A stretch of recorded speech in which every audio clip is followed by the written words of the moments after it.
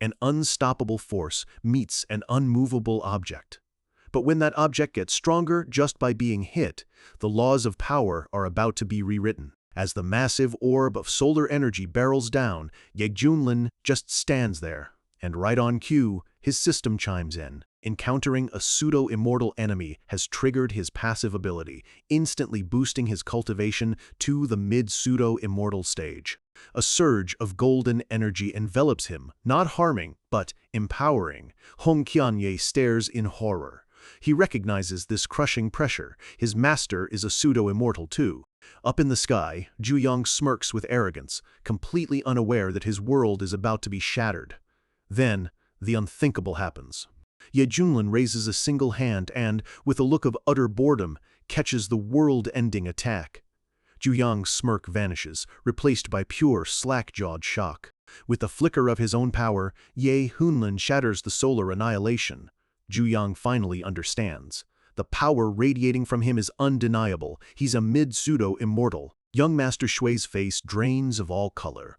But Li Wuje's despair turns to awe. No wonder his new master was so arrogant. He had the strength to back it all up. Juyang is livid. He played us all, he thinks, screaming that Ye Junlin is a shameless bastard for hiding his power. Ye Junlin puts on a show of innocence, swearing he just broke through. When Juyang calls him a liar, he just shrugs. Believe it or not, I'm just that gifted. The casual dismissal sends Juyang into a blind rage. With a wicked smile, Ye Junlin decides to return the favor, conjuring his own solar annihilation. Let me prove it to you, he says, mocking Juyang's yellow ball. The Shui clan ancestor is baffled, convincing himself Ye Junlin must be using some kind of powerful defensive artifact. Ye Junlin scoffs at Juyang's solar wheel, calling it a low-grade artifact. Let's see if your cherished toy is tougher than my body.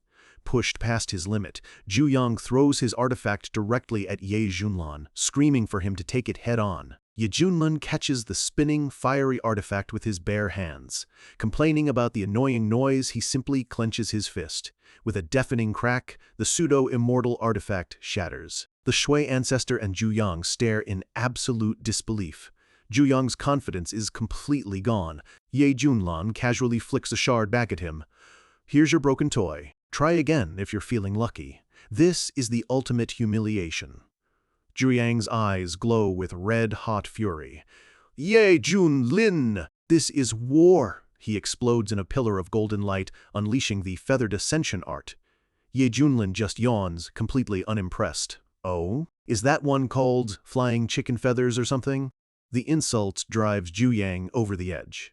Shut your mouth! He screams, unleashing a storm of golden feather-like projectiles. In response, Ye Junlin calmly forms a hand seal, summoning a massive, godlike spectral figure, King's Might Seal. A wave of overwhelming spiritual pressure blasts outwards, meeting the stormhead. The seal effortlessly breaks through Juyang's attack. Panting, Juyang decides to use his final trump card, summoning 9 miniature suns into the sky. Ye Junlin, he screams, I sacrifice 1,000 years of my life. I'll make you kneel and beg for mercy for all eternity. The guests flee in terror, the heat so intense they feel like they're melting. Juyang is going all in for the kill. Ye Junlin remains calm. Open your eyes, punk, he says, his own eyes glowing with a mysterious purple light. Here comes the finale. He brings his hands together, summoning a swirling vortex of multicolored energy, fivefold Samsara Oblivion technique. The 9 suns rain down as the Samsara vortex spins to meet them. Juyang screams with absolute conviction, today only one of us gets out alive. As the 2 ultimate attacks are about to collide, Ye Junlin looks on, a cold, indifferent expression on his face. You think so? Juyang watches in horror as his 9 sons, born from 1,000 years of his life, are simply absorbed. It's fake. It's all fake, he screams, his mind breaking. After 3,000 years, he still can't surpass this man. With his last breath, Juyang vows to wait for him in the underworld. Hong Qianye is speechless. The strongest pseudo-immortal in the eastern region, defeated. Just how much power has his master been hiding? Ye Junlin lets out a relaxed sigh and puts his sunglasses back on. Finally, not so blinding anymore. Guess it's time to wrap up this quest. He descends gracefully, landing before the trembling Shui clan ancestor who bows deeply. Venerable Yi, your divine power is awe-inspiring. Do you have any further instructions? Ye Junlin turns to the patriarch. Little Shui, he says with a chillingly calm voice, about me taking that disciple, you don't have any objections, do you? The patriarch stammers, of course not. Take him. Take anyone you want. The Shui ancestor falls to his knees, begging for mercy. Ye Junlan looks down at him coldly. My disciple, Li Wuji, was crushed by your fine family. Don't you think his master should help him get even? The ancestor frantically agrees. Ye Junlan then turns to Li Wujie. His expression is unreadable, but his voice is deadly serious. I want you, he begins, with your own hands, to kill every single member of the Shui family here. The Shui clan ancestor's face freezes in a mask of pure, unadulterated horror as a collective gasp rips through the air. The banquet hall falls into a dead, terrifying silence. A judgment has been passed, and the executioner has just been handed his sword. Revenge has been served, but the bill has just arrived. And for a clan that thought they were untouchable, the price is higher than they could ever imagine. Ye Junlin looks down at the kneeling Shui ancestor. Is that too much to ask? He says with chilling calm. The ancestor is horrified, wiping out his entire clan. It's pure lunacy. He pleads for the innocent, but Ye Junlin snaps back, my disciple lost his sister. Do you have no empathy? The weight of his family's sins crashes down on the ancestor. They truly reaped what they sowed.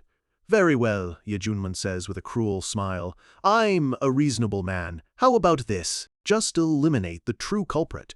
His eyes dart towards the oblivious young master Shui and his father. The ancestor is overcome with relief, but as the Shui patriarch looks at his own father, he sees not relief, but a look of cold, murderous resolve. In a flash of brilliant blue light, the ancestor strikes. But his target isn't his grandson. It's his own son, the clan lord. The other clan members scream as the patriarch is struck down. Young Master Shui watches in horror. Grandpa, why would you do this? The ancestor holds the body of his son and turns to Ye Junlin with a pained, subservient smile. Venerable Ye, are you satisfied now? Ye Junlin looks annoyed. Are you brain dead?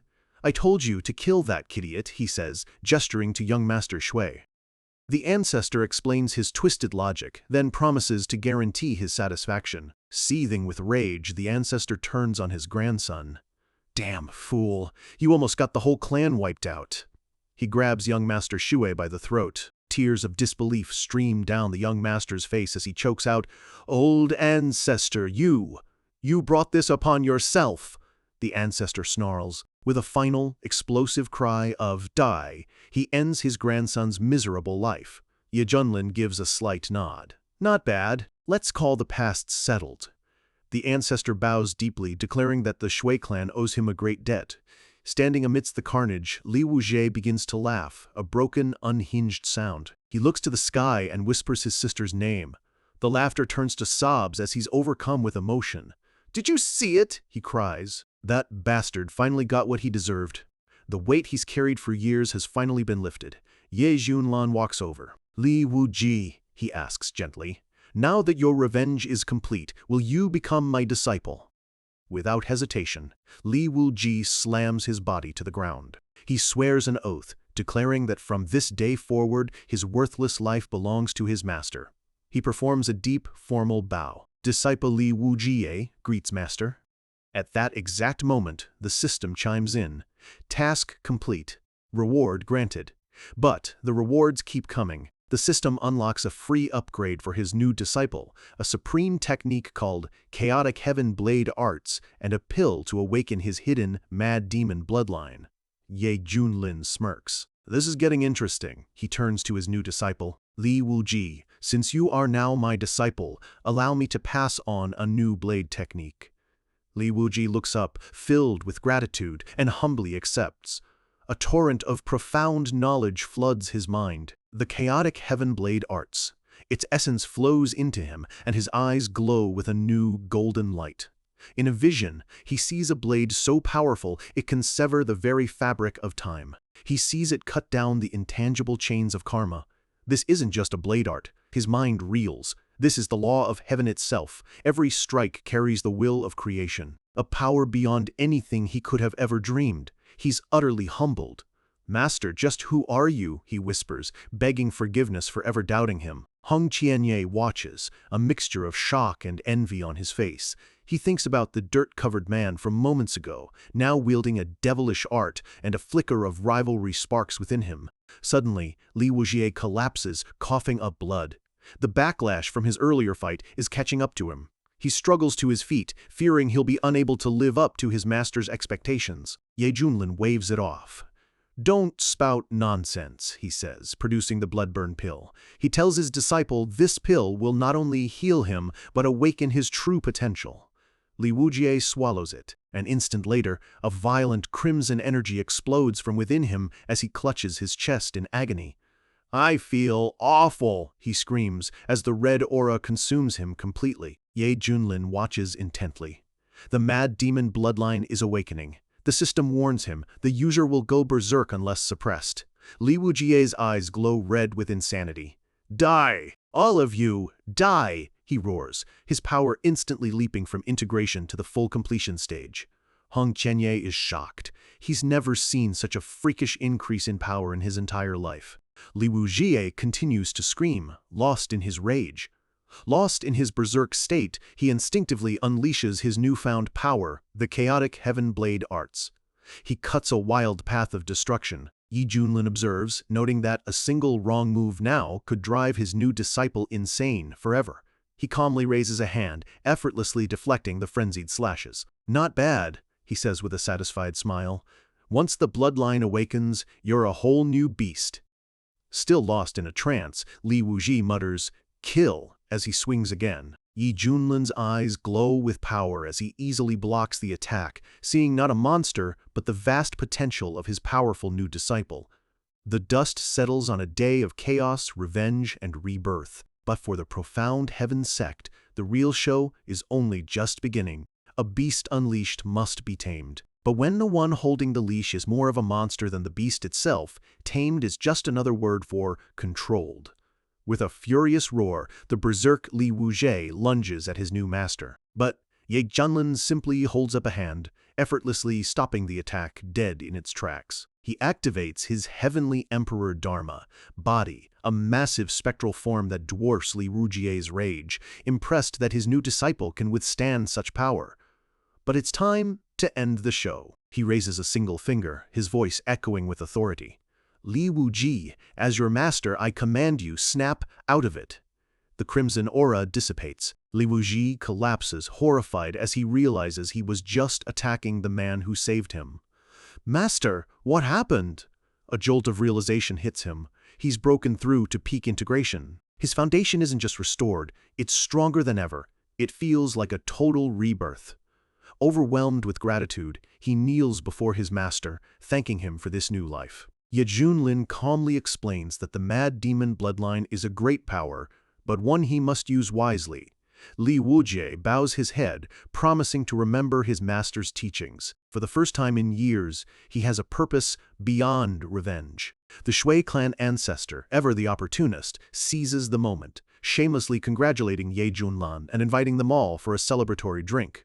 The guests watch in disbelief. Hong Qianye looks on, his expression grim. In this world, strength is everything. His master made a man kill his own family, and the man thanked him for it. Ye Junlin waves a dismissive hand. "All right, it's settled. You guys keep celebrating." He then turns to his disciples, "Xiaohong, grab your junior and let's go." They board the massive Kunpeng and take off, leaving the Shui clan to shout their fearful, relieved farewells. Finally, that demon is gone. The Shui clan ancestor clenches his fist in fury. His glorious banquet had been turned into an absolute farce. An attendant brings him his grandson's severed hand. The ancestor snatches it and snarls, "Throw it in the backyard and feed it to the dogs." With that, he turns to the remaining guests, his face a mask of cold fury. "The rest of you, get out. This banquet is over." Meanwhile, soaring through the sky, Li Wujie joins his new sect brothers. The massive Kunpeng glides effortlessly above the clouds, a truly divine beast. Li Wujie relaxes, a feeling of peace washing over him.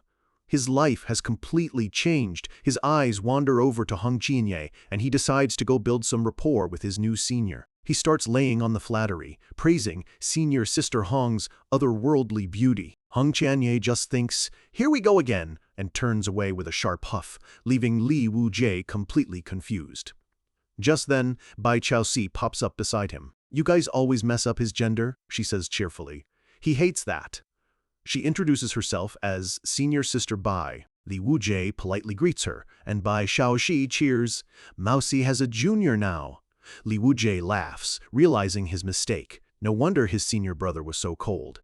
Bai Shaoxi wags a finger, telling him messing up his gender is his #1 taboo. Li Wujie comments on how amazing everyone is. Bai Shaoxi gets a little sad, explaining that she's stuck in this form and feels like she's always causing trouble. Li Wujie then has an idea. He pulls out a scroll he found, telling her it might help her fully transform into a human. Bai Shaoxi's eyes sparkle with hope. "Really? That's awesome!" she exclaims. She excitedly runs to Ye Junlin with the good news. He smiles, teasing that he'll miss rubbing her fuzzy head, but she quickly promises she can switch forms anytime he wants. She asks if they're heading back to the sect. Ye Junlin leans back with a grin. "Back? Of course not. With a flashy mount like this, it's time to show off. Full speed ahead." And so, for 3 months, Ye Junlin and his crew soared across the eastern region, his reputation becoming an unsolvable mystery. They arrive at Panchi City to find it in the middle of a desperate battle. The enemy is a horde of blue-skinned, red-eyed demons, the Ghost Clan. A ghostly commander roars with malice, "Kill! Slaughter all the humans!" The human defenders fight to the death, but it's a losing battle as the civilians cower and pray for a savior. High above, Li Wujie reports the situation. But Ye Junlin and Hong Qianye are completely absorbed in a game of Go. Hong Qianye grumbles, complaining about Ye Junlin's cannon, peace, jumping over obstacles. "I've never seen such shamelessness." Ye Junlin just laughs. "Xiao Hong, you're so weak. I haven't even used 10% of my power." He declares his piece is a mortar cannon and can do whatever he wants, leaving his disciple speechless. "Are you doubting your master's chess skills?" he asks playfully. Hong Qianye immediately shrinks back. "This disciple dares not." Ye Junlin turns to Bai Shaoxi, now in acute human form, for her opinion. "Mousy thinks master is the greatest," she cheers, as Hong Qianye grits his teeth. Ye Junlin finally asks Li Wujie to repeat what he said. Li Wujie explains that the Ghost Clan is one of 3 ancient demon clans, unsealed and now invading again. Ye Junlin stands up, a flicker of interest in his eyes. "If that's the case," he says, "let's go greet these ghosts ourselves."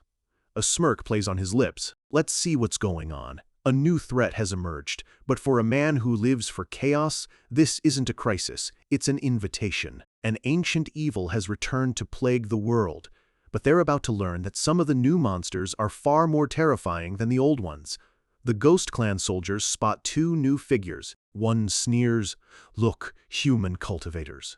Li Wujie and Hong Qianye stand ready, with Li Wujie thrilled to finally fight alongside his red senior brother, eager to test his new skills. With a furious cry, Li Wujie unleashes his power. A slash of crimson energy rips through the Ghost Clan ranks, instantly vaporizing the first wave. He wades into the horde, his blade a blur of motion, cutting down demons left and right as the enraged ghosts swarm him.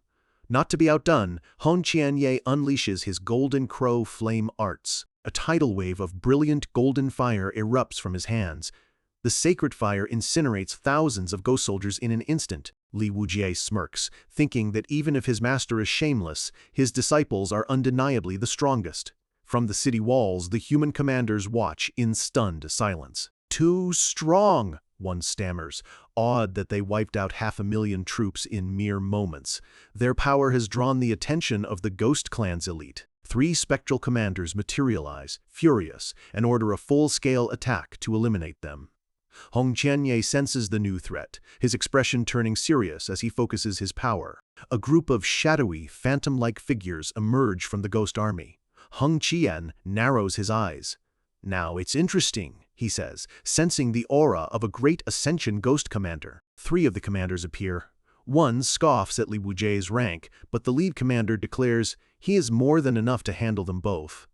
Li Wujie just grins, excited for a real test. With a cry of "Die!" the Ghost Commander lunges at him. But Li Wujie's blade meets the attack with a shower of sparks. "That tickles," Li Wujie mocks. "Are you trying to give me a manicure?" An explosion of energy erupts from the impact. The Ghost Commander is blown back, stunned by the insult. Manicure? He and his fellow commanders stare in disbelief. How is that possible? It was the blade. It severed the very karma behind the attack. The human general on the wall screams, "Soul integration killing great ascension? Yi Junlan's disciples are all monsters."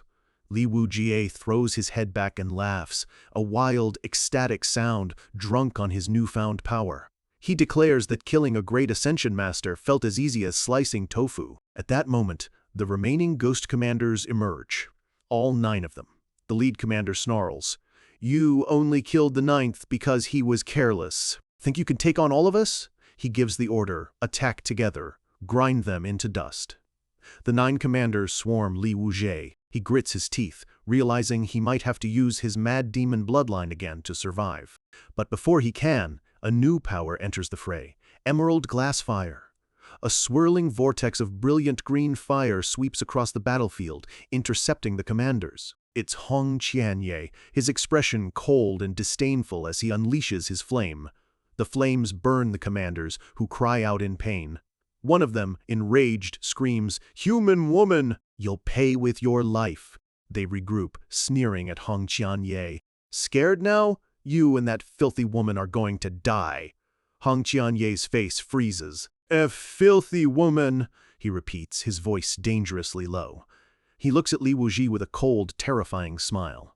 "You're screwed." With a furious scream of "Die!" his demonic marking glows intensely. He unleashes his ultimate power, the soul-devouring black flame, a terrifying fire that consumes not just the body, but the soul itself. The Ghost Commanders are caught in the vortex of black flame, their own powers being devoured. They scream in terror. What is this? One by one, their spiritual forms are torn apart and consumed by the relentless, soul-destroying fire. The last remaining commander can only whisper, "Impossible," before he too is completely annihilated. A final, agonized scream echoes across the battlefield as the last of the 10 great Ghost Commanders is erased from existence. Hong Qianye floats in the air, surrounded by fading wisps of dark flame. He looks down at the terrified army with utter contempt. Reckless bugs. Li Wujie watches, a bead of sweat on his brow. He thinks to himself that when his red senior brother gets angry, he's practically invincible. He grins. "Works for me. Now I can slash him like a maniac during practice." Hong Qianye glances over, sensing his competitive thoughts. Was it just my imagination? He wonders, a flicker of suspicion in his eyes. Just when you think you've seen the biggest monster on the battlefield, the real one shows up. And this one doesn't just want to win the war, it wants to wipe the board clean. A new, terrifying presence appears. It's the Ghost Clan's supreme general, Giju. In a flash, he cuts down the humans' strongest fighter in a single strike. The soldiers on the wall cry out in despair. They're finished. Guiju laughs, a sound that chills the bone. He calls their resistance a pointless struggle, declaring that soon the entire Great Zhou dynasty will be wiped out. Before the ghost soldiers can celebrate, a fierce battle cry rings out. A new warrior leaps into the fray. It's Manhwa, commander of the Tiger Leopard Cavalry, riding a ferocious spirit tiger. "Shut up!" she roars. "You won't get away with this." She charges directly at Giju, her spear glowing with power. But the ghost general just laughs, completely unimpressed. With a single contemptuous swing of his massive spectral spear, he shatters her attack. The force sends her flying, and she screams in pain as she's thrown from her mount. Her soldiers can only cry out her name in horror. Guiju looms over her. "Lowly human," he sneers, "kneel." But she glares back with pure defiance, declaring she would rather die than kneel. "Very well," he says with sadistic glee. "Then I shall grant your wish. I'll hang your head on the city gate so you can watch as we slaughter this nation." But just as he raises his weapon, a beam of light shoots down from the heavens. The light solidifies into the massive ethereal form of the Kunpeng, descending from the clouds. Guiju stares up in confusion as the kumpong opens its massive jaws, creating a powerful vortex that sucks in everything on the battlefield. The vortex is unstoppable, pulling in rocks, dirt, and the terrified ghost soldiers. Guiju lets out a final terrified scream of "No!" before he and his entire army are swallowed whole. With a tiny hiccup, the kunpeng floats silently in the sky. The battle is over. Manhwa and her men can't believe their eyes, a divine beast sent by the heavens. Then, they realize it has a master. Ye Yunlin looks down and asks, "Who's in charge here?" Manhwa recognizes the name instantly. She quickly gathers herself and her troops, respectfully greeting the legendary master. Ye Junlin asks why the ghosts are attacking. Manhwa explains that this is only a preliminary attack for a much larger invasion. Hongqinye scoffs. Who cares? If they want to die, just wipe them out. But Ye Junlin interrupts, seeing through him. A new quest pops up, repel the ghost army. I knew it, Ye Junlin thinks. Quest time. This is the perfect opportunity. They can use this city as a base and see what they can learn. Putting on a righteous face, he declares that he can't stand by while these invaders slaughter innocents. He will step in. The commander thanks him profusely. Li Wujie looks at his master with admiration. Hong Qianye just rolls his eyes, thinking, "What a busybody." Ye Junlin tells Wang Hua to take them to her emperor. With a respectful, "Yes, seniors," she leads them away. They arrive at the main army encampment outside the Great Zhou capital. It's a massive military camp, but the atmosphere is tense and desperate. Inside the command tent, the crown prince, Zhou Tian, is being briefed.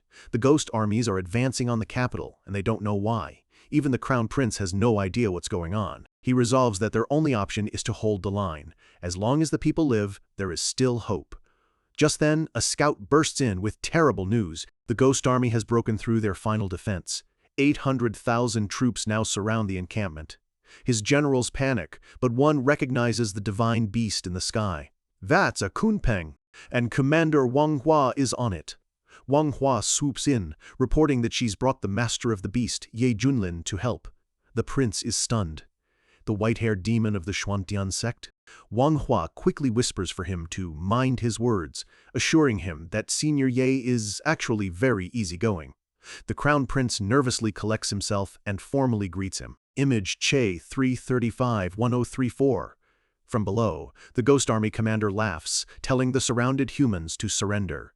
Ye Junlin barely gives them a glance. He looks at his two disciples. You two, go, clean them up. With a simple, "Yes, master," they leap into action.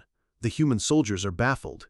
Sending just 2 people against an army of 800,000? The ghost commanders sneer at the foolishness, blissfully unaware that they are about to face 2 of the most monstrous disciples in the entire world. While the great Zhou dynasty celebrates their victory, a far greater evil stirs in the darkness, angered that its plans have been so carelessly disrupted.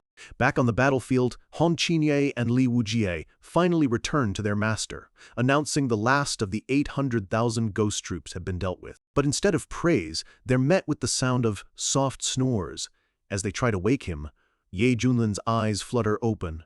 "Oh, you're done already?" he asks, completely unfazed. Hong Qinye's face darkens. While they were fighting for their lives, their master was just taking a nap. With a simple pat on the shoulder and a quick, "Good job," Ye Junlin is greeted by the leaders of Great Zhou. Overjoyed, they bow and thank him profusely for saving their kingdom, insisting on hosting a grand banquet in his honor at the imperial palace. Inside the magnificent Tianhe Hall, Ye Junlin finds the emperor already waiting on his throne. He smirks, noting the old man didn't even bother to greet him at the door. The emperor apologizes, blaming his poor health for his lack of courtesy. Ye Junlang can immediately tell the emperor is a powerful master, but his energy is weak and unstable. The emperor knows his own life is tied to the fate of his nation, and he worries that his injuries are more obvious than he'd hoped. Cutting straight to the point, Ye Junlin asks what happened. The emperor reveals the ghost clan's true goal, a mysterious treasure hidden within the royal tombs. But before the invasion, a far stronger, unknown expert broke in and wounded him severely. The strangest part, he adds, is that the intruder had him completely beat but retreated without finishing the job, almost as if he was holding back. The ghost army attacks soon after. The pieces start to click into place for Ye Junlin. The real problem isn't just the ghost army, but whatever lies hidden in those royal tombs. Still, it's a puzzle. Why would someone powerful enough to defeat the emperor just leave? What could possibly be in that tomb to cause a full-scale war? Ye Junlin, who had planned on just coasting through this world, finds himself genuinely intrigued. This whole situation reminds him of an old legend he heard back in the central region. With a sly grin, he looks to the emperor and asks, "Your Majesty, if it's not too much trouble, would you mind if I took a look inside the tomb?" The crown prince instantly steps in, protesting that the royal tombs are sacred grounds for their ancestors. He warns that entering might stir up dangerous, ominous forces.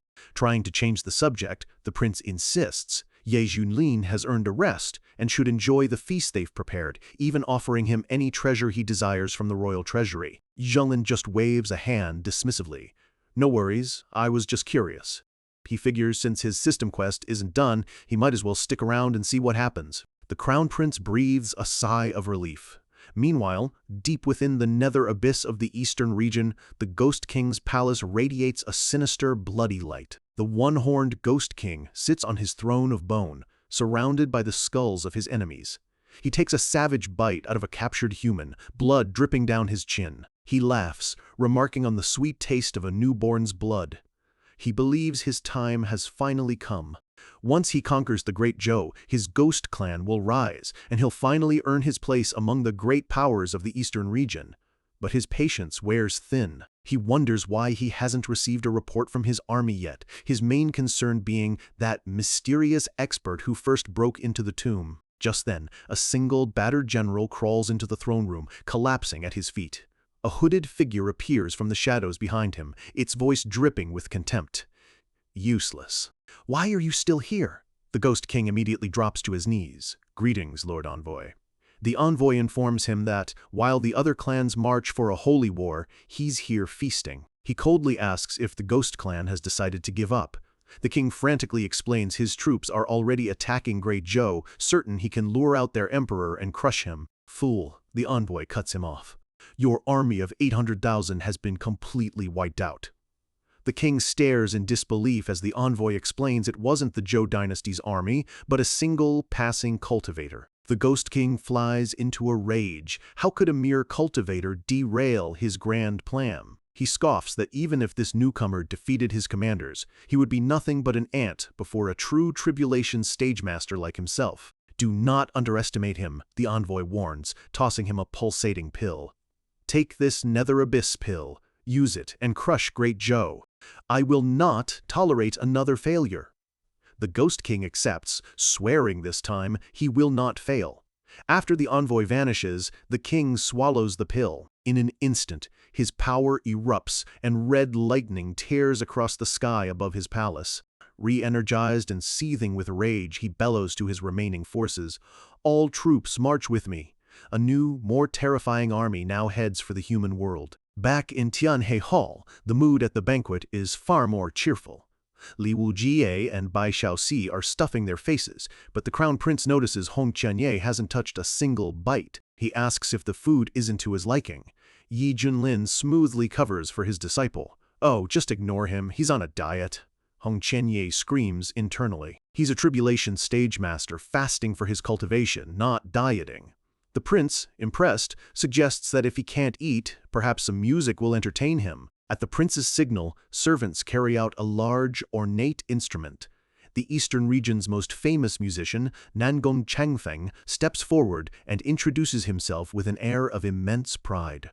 The crown prince explains that Master Nangong's music is so profound, it's said to help cultivators achieve enlightenment. With a grand gesture, the master begins to play, his fingers crackling with golden energy. The moment the music starts, Li Wujie and Bai Shaoxi are completely mesmerized, lost in the beautiful melody. But Ye Junlin simply yawns, looking utterly bored. Hong Qianye watches his master, a hint of amusement in his eyes. Suddenly, the music stops. Master Nangong looks up, his face a mask of cold fury. He tells the crown prince that if this is how his honored guests behave, perhaps he shouldn't have been invited at all. The crown prince nervously turns to Ye Junlin, asking if the performance was not to his satisfaction. Ye Junlan casually picks his ear and shrugs.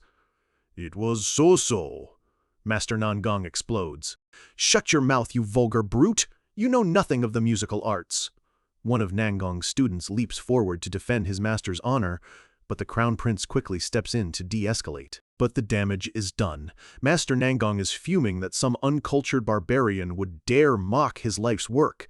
Li Wujie glances at his master with concern. He knows that look. Trouble is coming. Right on cue, a new mission pops up. Option 1, lose his temper and kill the musician for a tiny reward. Option 2, play a song himself and humiliate the master for a much better prize bags of spirit beast feed. The first option is boring. The second one, now that sounds like fun. Ye Yunlin smirks. Play a song? I won't even need an instrument. My hands will be enough. Master Nangong is aghast at his arrogance. Enough with just your hands. A martial artist dares to mock the sacred Tao of music I've spent 1,000 years perfecting. You have no idea what you're talking about. There are many ways to win a battle, but when your opponent can destroy armies with a simple song, you aren't just fighting a man, you're fighting a legend in the making. The Crown Prince tries to smooth things over, but Li Wujie, ever the loyal disciple, chimes in with a grin, agreeing that hands are all his master truly needs. Master Nangong is enraged. He shoves his instrument toward Ye Junlin, challenging him to play something earth-shattering. He sneers that if a brute like him can play, then pigs can truly fly. The prince tries to intervene, but it's too late. Ye Junlin places a hand on the zither. He thinks to himself that back on Earth he was a walking library of pop songs. Music? This would be easy. He activates his system's auto-level up. Instantly, his music skill shoots from basic to adept to masterful and finally to perfected. In a single moment, he's become a grandmaster. He quickly checks Nangong's level, seeing he's a mere adept. The old master, growing impatient, yells at him to stop stalling and play. The Crown Prince watches, worried Ye Junlin is about to be humiliated. But Ye Junlin just smirks. Just adept, he thinks. All right then, sit tight and listen to a masterpiece from my world, Rule the World. He begins to play. A wave of golden, ethereal energy flows from the strings, filling the hall with a sound so divine it barely seems real. Hong Qianye is completely stunned. How could his master produce such a heavenly melody? He knows that even among the greatest geniuses of the central region, no one could compare to this. Master Nangong's face is a picture of pure disbelief. This music, it's impossible, he stammers, his lifetime of pride shattering in an instant. Li Wujie feels the profound laws of the Tao hidden within the notes. His blood begins to boil as the music resonates with the very core of his being. A surge of power erupts from both disciples. Hong Qianye smashes through his bottleneck, reaching the peak of the Great Ascension stage. At the same time, Li Wuji is engulfed in red energy, leaping directly from the integration realm all the way to Great Ascension. The Crown Prince is speechless. He thought Ye Junlin was a tribulation expert, but power like this man had to be a pseudo-immortal. The divine melody flows out from the palace, spreading across the entire capital city like a gentle wave. The wounded soldiers of the Great Zhou army feel the music wash over them, instantly healing their injuries. Some even feel their own power break through to new levels. They look to the sky, believing a god has answered their prayers. But just outside the city walls, the new ghost army has arrived, ready for slaughter. The one-horned Ghost King declares that tonight Great Zhou will drown in blood. He raises his arm and gives the order, "Charge!" Suddenly, a brilliant golden light fills the sky. A ghost soldier points upward, crying out, "King, look! What is that?" As the sound of the zither reaches them, the ghost soldiers begin to turn to dust. They scream for their king to save them, while he roars for their attacker to show themselves. His entire army is crumbling around him. His men scream for him to retreat, telling him the humans have some kind of terrifying expert on their side. "No," the Ghost King roars, his eyes glowing with rage. "Who is it? Who the hell is it?" He decides to consume the Nether Abyss pill then and there. Even if it costs him everything, he has to find the one responsible and kill them. Immense power flows through him, but all he can hear are distant, echoing shouts of "Kill!" coming from within the city. He glares toward the capital, his face twisted with pure hatred. "No matter who you are," he vows, "you will die." He unleashes a massive blast of purple energy aiming to wipe the entire city off the map. But the golden music flowing from the palace rises to meet his attack. The sound waves solidify, forming a barrier of pure light that effortlessly blocks his desperate assault. And then, the music takes form. Ethereal golden phoenixes and celestial blue dragons emerge from the light, soaring through the air as the people of Great Jew stare in wonder. A divine dragon swoops down on the Ghost King, its claws of light tearing through his armor. He screams in agony as the holy beast shreds his body. "Who is doing this?" he roars, his form being ripped apart by the musical phantoms. "Come out if you have the guts." He realizes with dawning horror that the humans are protecting a being far beyond anything he could have ever imagined. As his body disintegrates into nothing, he can just barely make out the source of his doom. Who is it? Playing. Back in the palace, Ye Junlin finishes his song with one last triumphant note. "So, how was my rule the world?" he asks with a smirk. The system chimes in, congratulating him on crushing his opponent and rewarding him with a new divine art. He laughs, realizing his music must have wiped out the ghost army, making his quest even easier. Bai Xiaoqi cheers that her master's song was amazing. Ye Junlin turns to the frozen master Nangong. The old man collapses to the floor, prostrating himself completely. He admits Ye Gunlin's music was a divine truth and that he was an arrogant fool to ever insult him. With that, the system announces the optional mission is complete. The reward, 10 bags of top-grade spirit beast feed.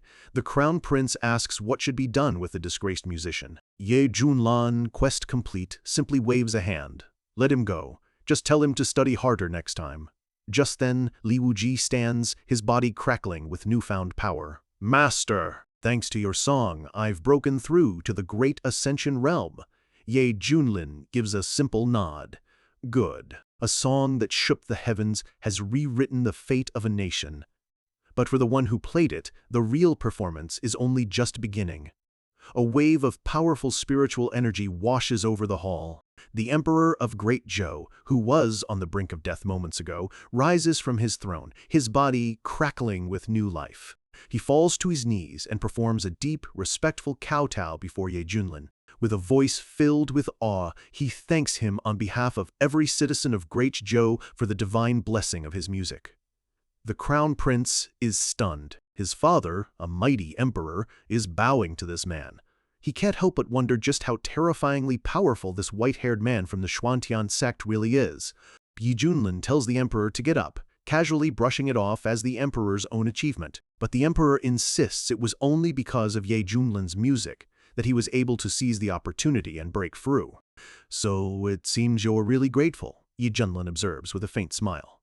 "Absolutely," the emperor replies, promising that whatever Ye Junlin asks, the Great Zhou will do without question. "Good," Ye Junlin says, his expression turning serious. "Then take me to the ancestral tomb." This time, no one objects. The emperor eagerly agrees to lead the way himself. As they walk through the dark, torch-lit corridors, the emperor explains that besides a few treasures that attract tomb raiders, the tombs are actually quite ordinary. They soon reach a dead end. The emperor announces this is the end of the passage, but Ye Junlin finds nothing out of the ordinary. But just then, Hong Qianye's demonic mark begins to glow. A wave of purple energy erupts from the wall, revealing a massive, intricate array.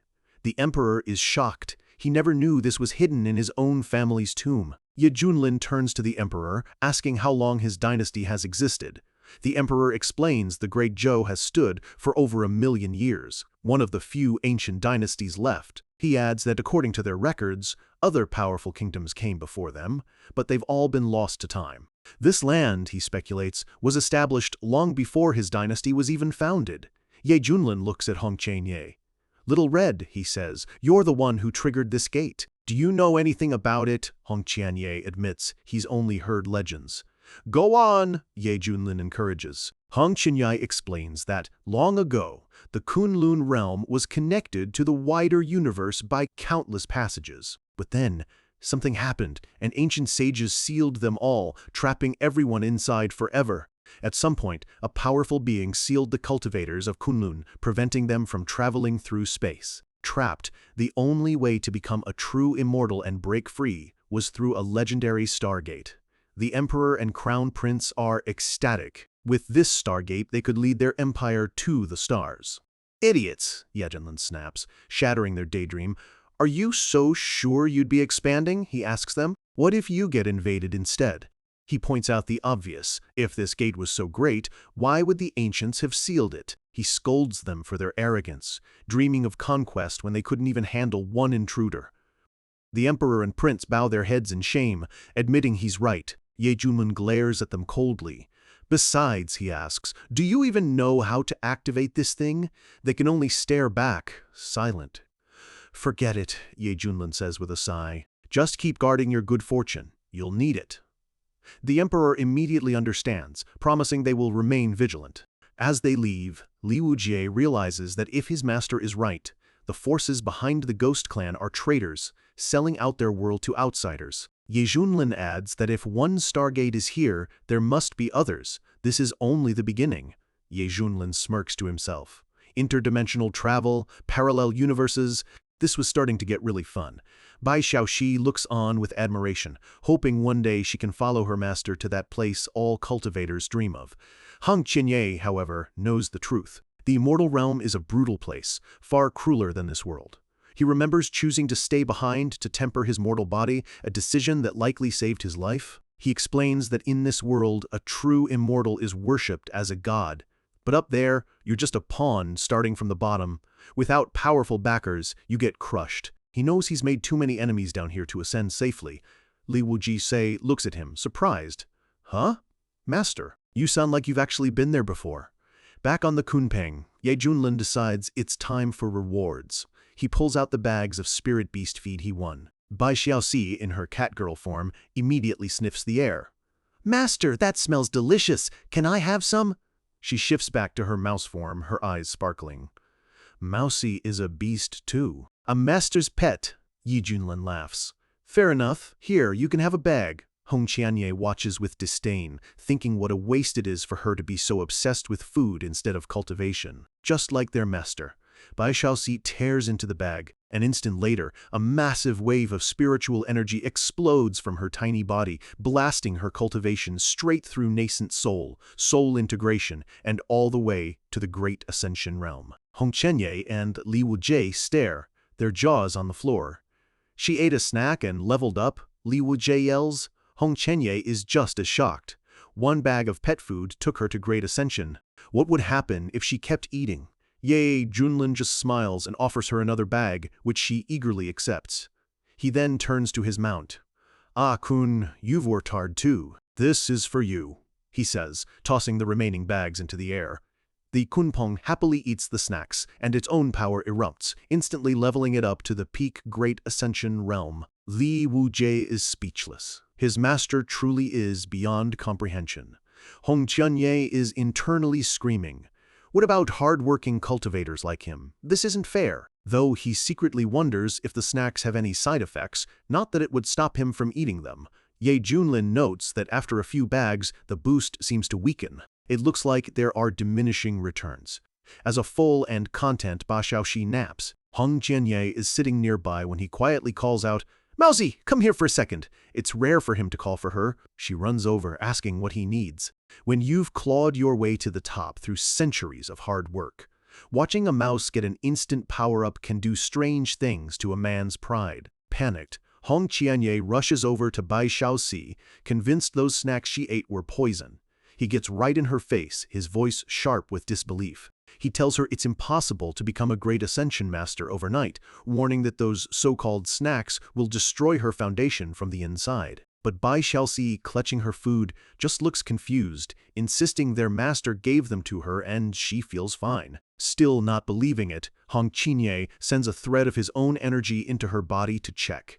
His eyes go wide. Her meridians aren't just fine, they're more solid and powerful than his own. As he stands there in shock, Bai Xiaoxi quietly tries to slip away. But he's not letting her go. In a flash, his concern vanishes, replaced by pure, unfiltered greed. A dark aura swirls around him as he leans in close, telling her to hand over the snacks for her own good.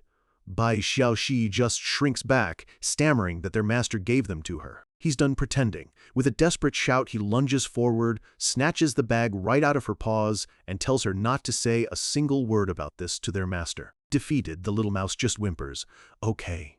With the prize in hand, Hong Qianye leaps onto his sword and speeds away, a smug grin on his face. He thinks to himself that this is it, his one-way ticket to the tribulation stage.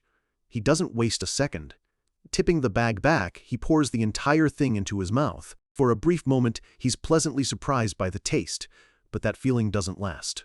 A second later, a strange churning begins in his stomach as an insane amount of energy rampages through his body, completely out of control.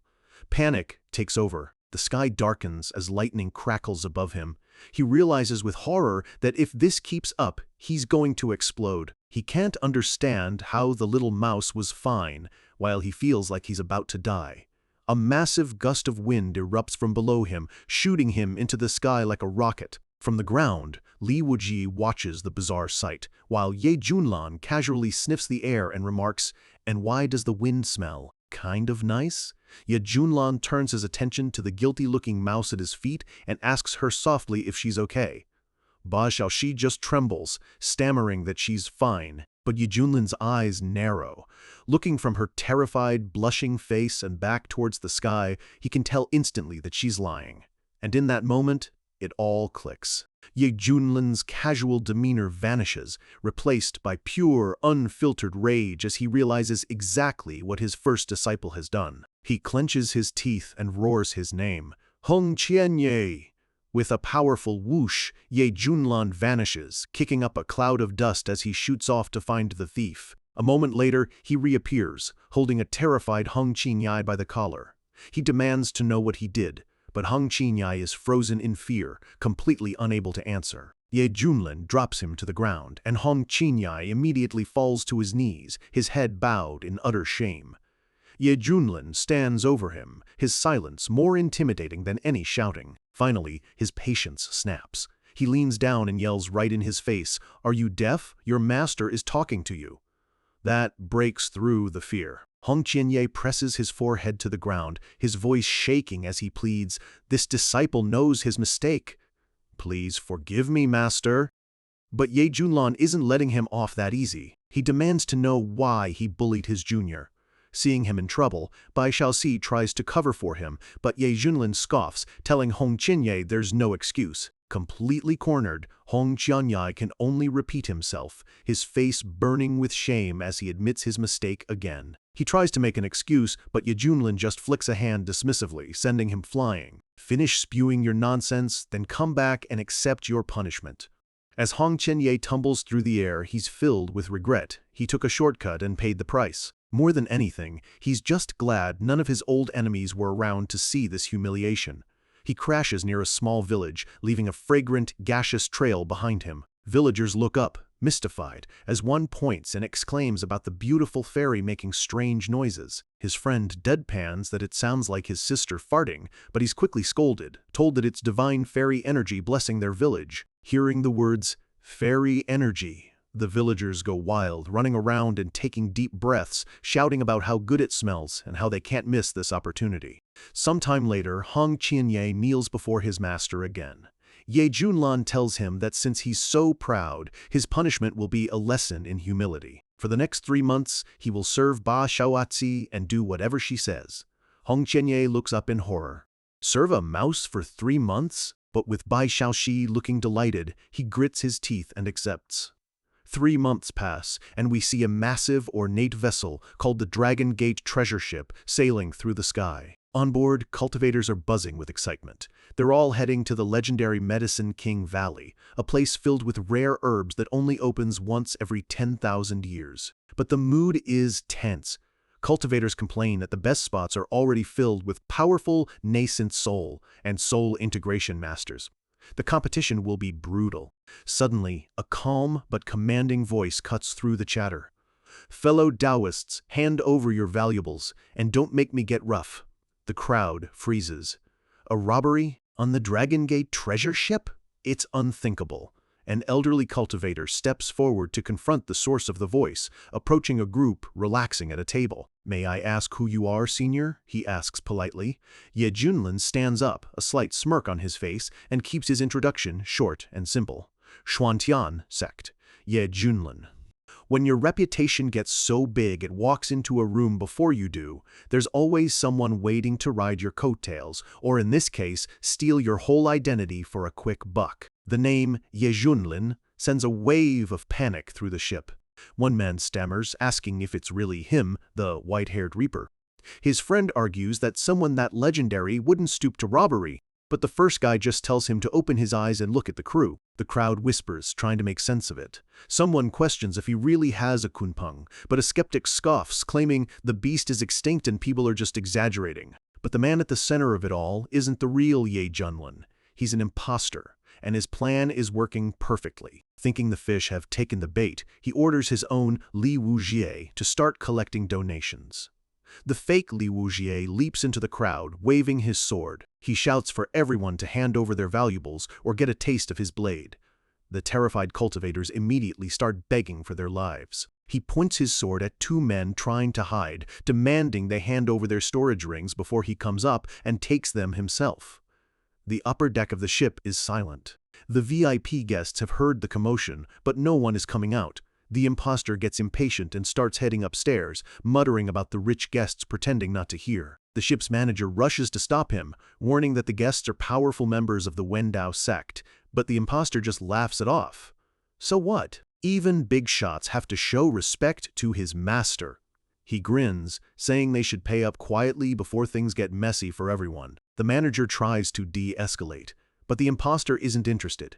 He knows the Wendao sect are rivals of the real Ye Junlin, which only makes him more determined. He demands they come down and pay now. Just then, two figures appear at the top of the stairs, a stern-looking elder named Fan Dezhen and a fiery young woman named An Miaoyi. The fake Li Wujie immediately gets in their face, pointing his blade and yelling, "What are you staring at, brat? You looking for a fight?" And Miaoyi isn't intimidated. "Who are you calling brat, you dumbass?" she yells back, her fist already erupting in flames. But her guardian, Fan Dezhen, quickly steps in, telling her to calm down. Fan Dezhen is far more cautious. He can't sense their power, which is terrifying in itself. Not wanting to risk a real fight, he decides to pay them off, tossing a bag of high-grade spirit crystals as a token of goodwill. The imposter catches the bag with a smug grin. "That's more like it," he says, promising to let his master know they cooperated. As he turns to leave, An Miaoyi stares at her guardian in disbelief. "Uncle Fadne, how could you?" she exclaims, furious that he just gave in. But her anger is ignored as the imposter gets right back in her face, repeating his threat. And once again, An Miaoyi is ready to fight, her temper flaring as Fan Dezhen holds her back. She fumes, calling him a coward for not letting her fight. But he explains their true power is a mystery, and it's better to be safe than sorry. Unconvinced, she declares she'll challenge the real Ye Junlin one day. Later, in a quiet forest, the group of imposters celebrates their heist, laughing about how useful Ye Junlin's name is for their scam. The woman dressed as Hong Junye sneers at the fake Li Wujie, gloating that the elder bowed to her. He calls her a lackey, she calls him trash, and they immediately start bickering. Back on the ship, the fake Li Wujie breathes a sigh of relief. He thinks to himself that his acting skills must be top-notch to fool even a powerful cultivator like that. The imposter leader graciously waves goodbye to the passengers as his crew leaves the ship. The argument between the fake disciples continues in the forest, their bickering proving that even among thieves, there's no honor. Their leader has had enough. With a thunderous voice, he yells at them to shut up, reminding them he's in charge and can replace any of them. He tells them this last job was just the beginning. They're going after a bigger score.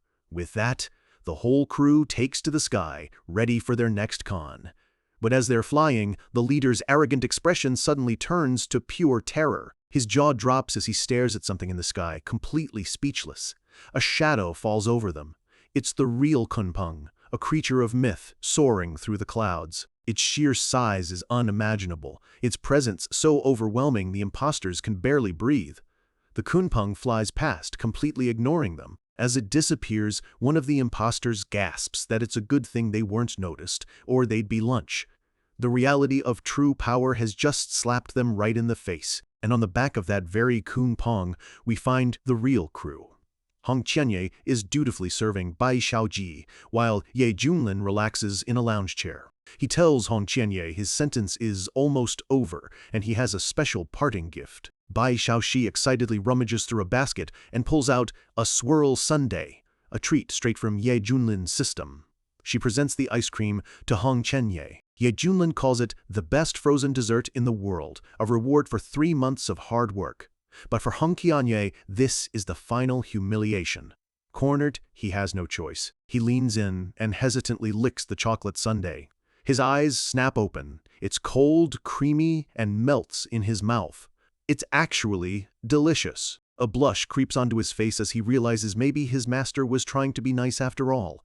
A moment later, Hong Qianye is happily eating his sundae. He informs his master they've arrived in Wuzhou, and the famous Yawang Valley will be opening soon. Ye Junlin asks what the valley is, and as Li Wujie explains, it's a famous site for spiritual herbs, a familiar ding sounds in Ye Junlin's head. The system has detected a new check-in area with a massive reward. A grin spreads across his face. It looks like their next adventure has just found them, and with Hong Qianye enjoying his well-deserved treat, our crew is ready to see what kind of trouble and rewards this Medicine King Valley has to offer. A city full of powerful cultivators is a land of opportunity. But where there's prey, predators are always lurking in the shadows, waiting for the perfect moment to strike. Having arrived in Wuzhou, Ye Junlin's crew heads for the Dragon Gate Inn.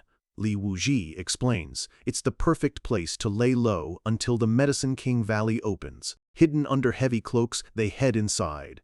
Settled at a table, Ye Junlin asks the waiter for recommendations. Eager to please, the waiter starts listing their specialties, beginning with braised lion head meatballs made from a powerful spirit beast. He continues, describing shrimp with a trace of dragon blood and a stir-fry made from a rare azure fox. Finally, he gets to their ultimate dish, snowflake jade meat, made from a spirit mouse, served simmering in a hot pot.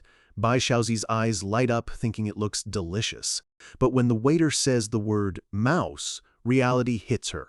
Her face goes pale as she dives under the table, screaming, "No! Don't eat mousy!"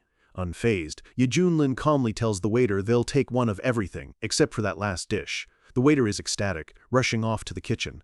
Meanwhile, Bai Xiaoxi sniffs to herself under the table, wondering why anyone would ever want to eat something as cute as her. Li Wuji asks why they don't just relax on the Kunpeng. Ye Junlin explains that with a big event happening, they need to be on the ground to experience things. He can already feel people talking about them, and he's right. At a nearby table, a group of cultivators are complaining loudly. One is fuming that he just ran into that bastard Ye Junlin and got ripped off for all his spirit crystals. The others chime in, realizing they've all been scammed by the same people. Li Wujie quenches his fists, furious that someone is slandering his master's name. Hong Qianye, however, is secretly enjoying this, but a sharp look from Ye Junlin silences his snickering. Hong Qianye immediately puts on a show of loyalty, his face a mask of rage, offering to kill them all. But Ye Junlin just deadpans, too fake, red. The gossip at the other table shifts to the imposter Hong Qianye. One man says he heard the Red Fairy was a legendary beauty, but in person, she looked more like a cheap brothel girl. Visual, the gossip continues. Another man agrees, saying she was average at best. A third gets even cruder, saying when he saw her curves he wanted to reach out and, before he can finish, he feels a chill run down his spine. Hong Qianye's face has gone dark, his eyes filled with pure, murderous intent as he slowly turns his head. Li Wuji, who had been listening intently, immediately panics. But Ye Junlin steps in, telling Hong Qianye to calm down. He reminds him they're talking about a fake, who is actually a woman. And he's not a woman, is he? Ye Junlin leans in with a teasing grin, pointing out that for someone who isn't a red fairy, he's sure having a big reaction. That's the last straw. Hong Qianye explodes, shouting, "I'm not," as Ye Junlin watches, completely amused by the meltdown. Just as he's about to lose it, the waiter returns with their food. The incredible aroma instantly breaks the tension, and Bai Xiaoxi's eyes sparkle. The feast has arrived. The group digs in. Ye Junlin casually says, "Not to worry. The impersonator will get what's coming to them eventually. For now, it's time to eat. Across the inn, An Miaoyi complains about the scumbag, Ye Junlin. Her guardian sighs, explaining that in their world, power makes the rules. The waiter walks past, thinking the hooded group at the other table looks strangely familiar. After their meal, the crew leaves their room, fully cloaked. Ba Xiaoxi pats her full belly, happily announcing that she's stuffed. As they walk down the hall, they pass the open door to An Miaoyi and Fan Dezhen's room. Fan Dezhen freezes. His eyes are wide as he stares after the departing group. He tells An Miaoyi he can sense incredible power from them, especially the one in the lead. The feeling is one of complete and utter helplessness. An Miaoyi is shocked. Another virtual immortal? Fan Dezhen explains it's possible and warns her they must stay cautious. Later that night, a sinister presence slithers into the inn's courtyard. A massive, blue-scaled serpent moves silently through the dark. We see their leader, Ye Lugu, the high priest of the serpent clan. He confirms their mission to weaken the humans. A massacre will begin tonight, right here. Image, H429. He gives the order to begin the serpent mirage formation. This isn't just a random attack, it's an act of war. His soldiers create glowing purple magic circles. The priest explains that with this formation, anyone below the virtual immortal realm will be trapped in an eternal sleep. A dome of shimmering blue energy envelops the entire inn. The priest declares that, once it's complete, not even a true immortal will be able to break it. Inside, the spell takes effect. In their room, Ye Junlin's disciples are all fast asleep, completely vulnerable. The Serpent Clan's plan is in motion. The entire inn, filled with powerful cultivators, is about to fall into an endless dream, defenseless against the massacre to come. Image, Shaf1034. And as his disciples sleep, trapped by a power they didn't even see coming, the question remains, where is Ye Junlin? We enter Li Wuji's dream, a world of fire and chaos. He sees himself in a past life, one of the last warriors fighting a losing battle against hordes of demonic beasts. A massive spider demon bears down on him, but this time he's different. A golden aura explodes around him as he declares himself the Blade God, and the people below cheer his name. With a determined roar, he charges forward, vowing that anyone who opposes his home will die. His blade cuts through the demon with ease. He promises himself that this time he will protect his world. He stands victorious as the crowd below chants his name. In his dream, he has finally become the hero he always wanted to be. Next, we enter Hong Qianye's illusion. He's in the great hall of his old sect, the place where his ambition was born. He stands before his kneeling followers, a sinister smile on his face. He declares the beginning of his era, his fire shining through eternity. This is his deepest desire, absolute power. Bai Xiaoxi's dream, however, is much simpler. She's floating on a pink cloud in a world made of sweets, happily rolling around. For her, paradise is an endless supply of tasty food. But one person in the inn is not asleep. Ye Junlin sits by the window, sighing that he forgot to check in for his daily rewards. The system dumps a mountain of loot on him, including a new item, the longevity flute of 10,000 worlds. Oh well, he thinks, might as well play something. He brings the flute to his lips. Down in the courtyard, a serpent warrior looks up, wondering what that strange sound is. The music hits him, and he starts swaying with a blissful look on his face. The high priest sees this and furiously yells at him to hold the formation steady. But the music is too powerful. Soon, all the serpent warriors are losing control, their bodies moving to the rhythm as the priest demands to know who's doing this. One by one, his soldiers are overcome, their bodies twisting and dancing uncontrollably to the melody. In his room, Fan Dezhen jolts awake. He'd been fighting off an illusion and realizes this is bad. He rushes to An Miaoyi's side, shaking her to wake up. He places a hand on her forehead and channels his energy, shouting, "Disperse," as a golden light breaks the spell.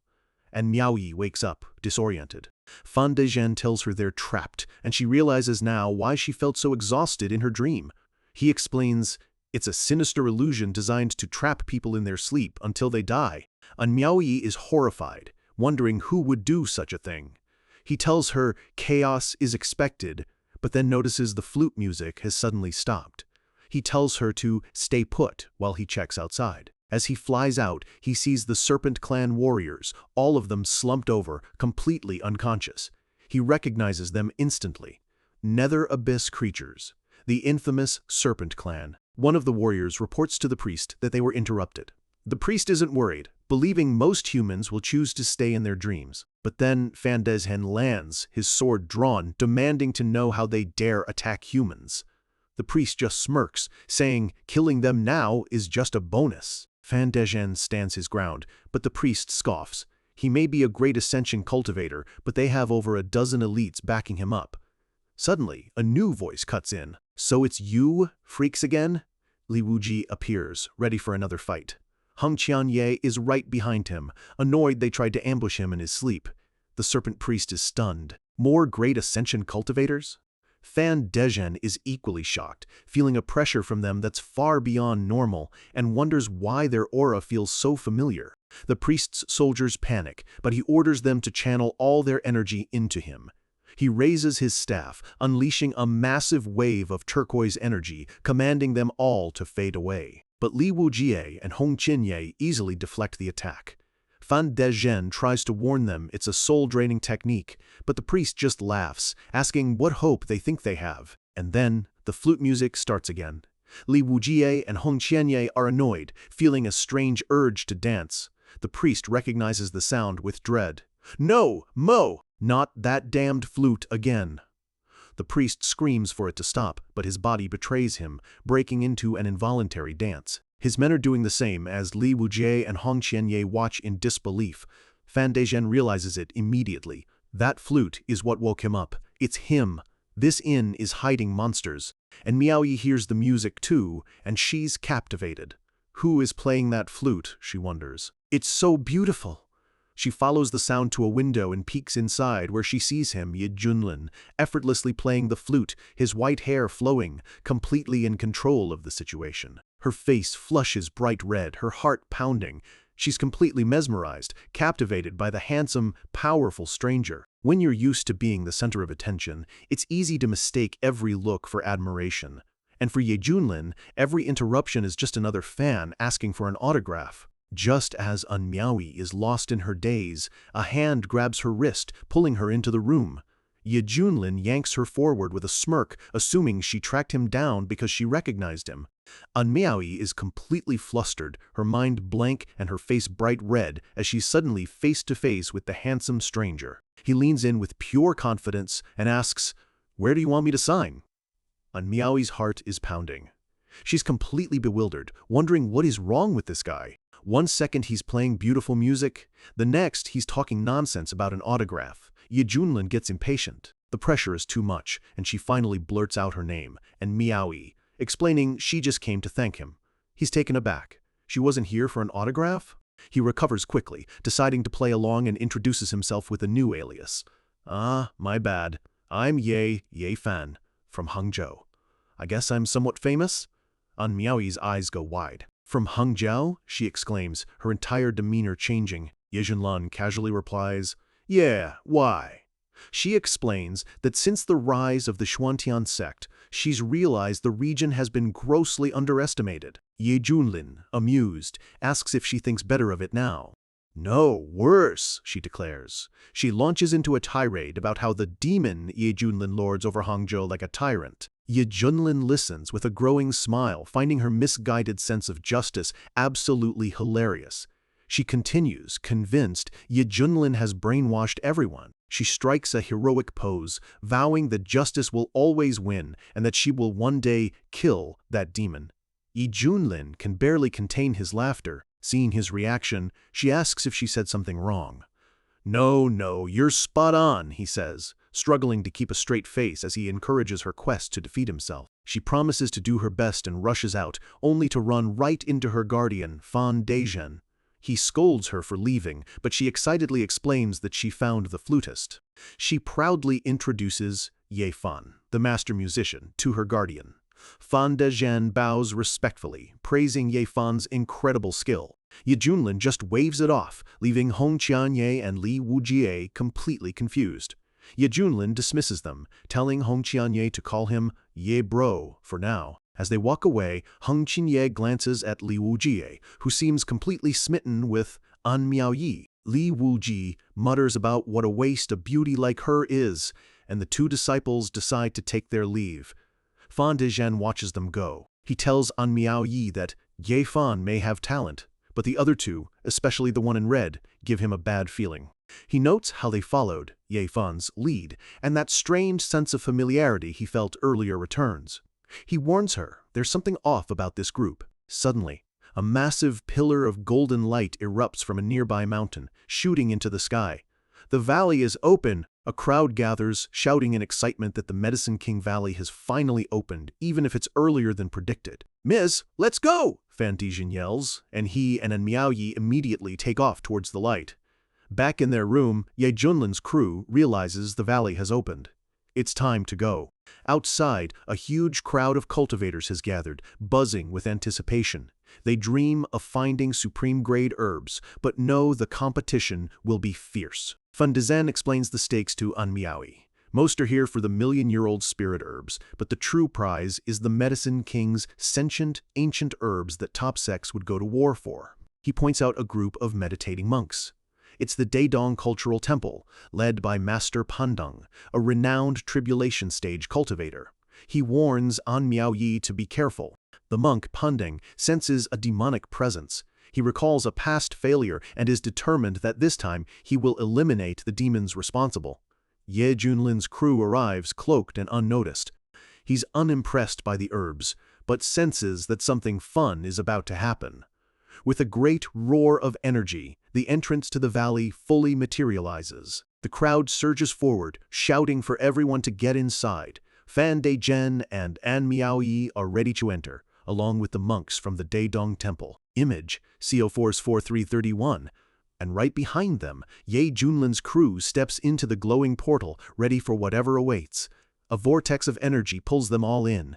They emerge into a breathtaking landscape. "So, this is the Medicine King Valley," Li Wujie says. "Incredible." But as soon as they step inside, Heng Qinye cries out in shock. "What? My cultivation? It's been sealed to the 9th level of qi refinement." Li Wujie confirms his is sealed too, but Ye Junlin just smirks. The valley's restrictions don't apply to his system-given powers. He thinks to himself that this is still too boring, but he'll just have to do what he does best, create some chaos. A great equalizer can bring out the best in some, and the absolute worst in others.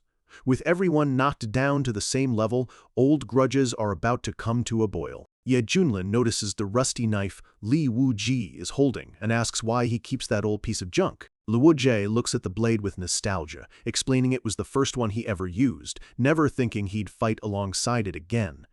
As they talk, Ye Junlin's system dings. He's arrived at the check-in location. He mentally confirms and receives his reward, a jar of Supreme Tao Enlightenment tea. He scoffs, thinking he doesn't need to cultivate anymore, but figures he can use it for iced tea. Meanwhile, Heng Qinye is watching him with a scheming look, thinking this is the perfect chance to finally crush his master. A sinister grin spreads across Heng Qinye's face as he imagines taking his sweet time, making his master suffer, and getting his long-awaited revenge.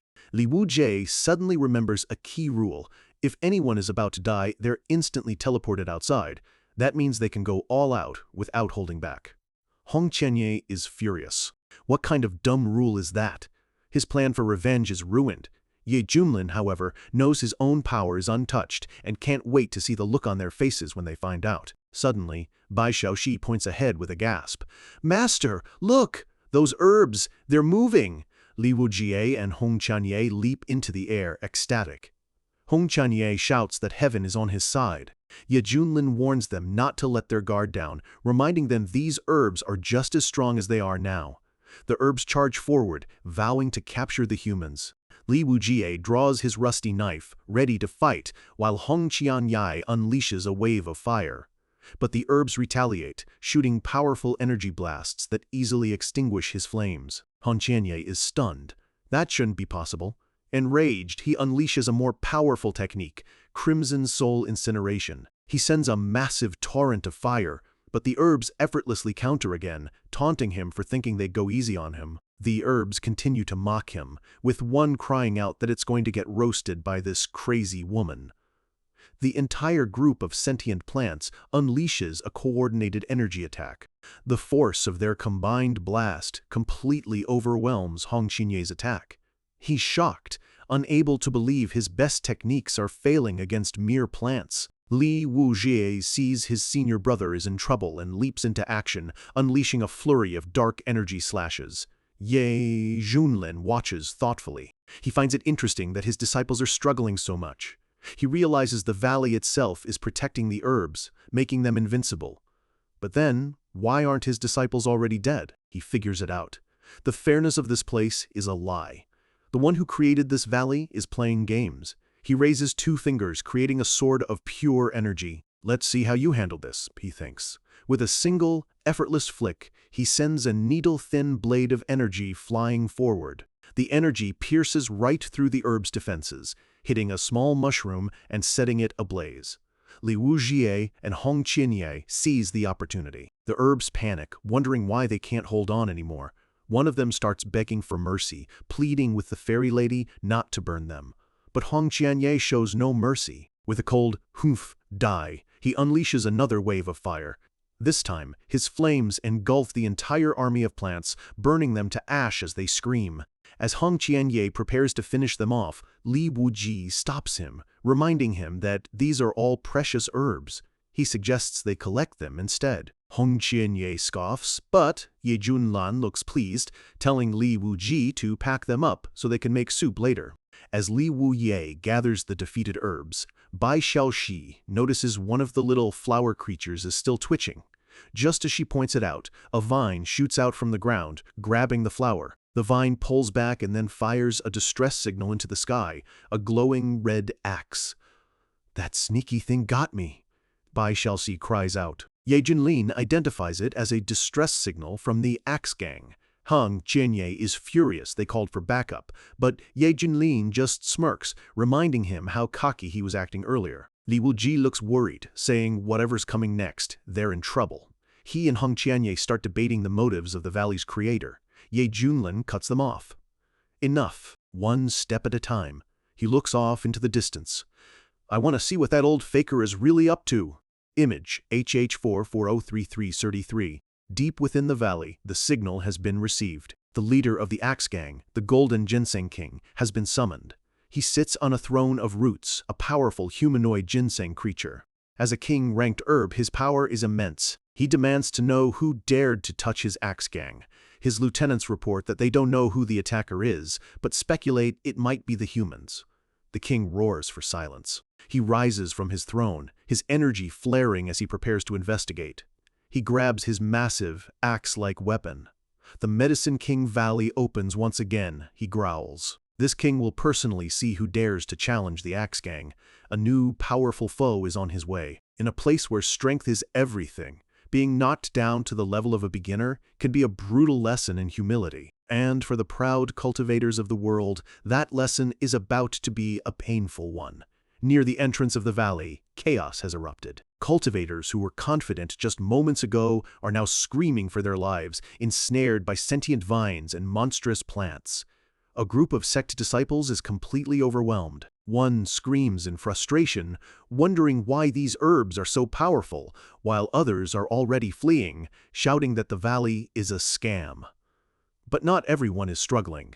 The monk, Pandeng, stands his ground, unleashing a powerful Buddhist technique. He declares that this time he'll show them true might. His disciples watch in awe, but their celebration is cut short as another wave of herbs approaches. Pandeng stands firm, confident that his indestructible body will see them through. But this new enemy is different. A massive, electrified vine smashes through his defensive barrier with ease.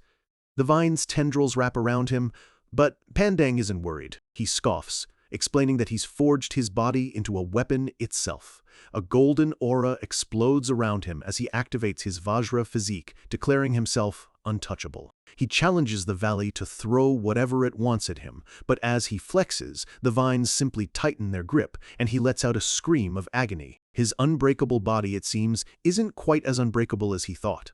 Despite the pain, he overpowers the lesser herbs and orders his disciples to gather them as they move deeper into the valley. Elsewhere, Fan Dezhen and An Miaoyi are recovering. He praises her for her celestial star physique, but is deeply troubled by how powerful these herbs are. And Miaoyi is starting to lose her nerve, complaining that she's getting scared and just wants to go home. Suddenly, a massive vine erupts from the ground, lashing out towards her. She screams as the vine wraps around her leg, its surface crackling with electrical energy. It yanks her into the air, shocking her relentlessly as Fan Dezhen cries out her name in horror. He quickly fires a blast of energy, shouting, "Let her go!"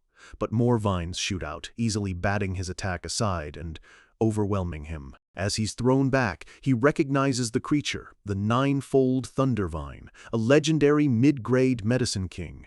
And Miaoyi struggles, crying for her uncle Fan to save her. But the Thunder Vine just laughs, finding her struggle hilarious.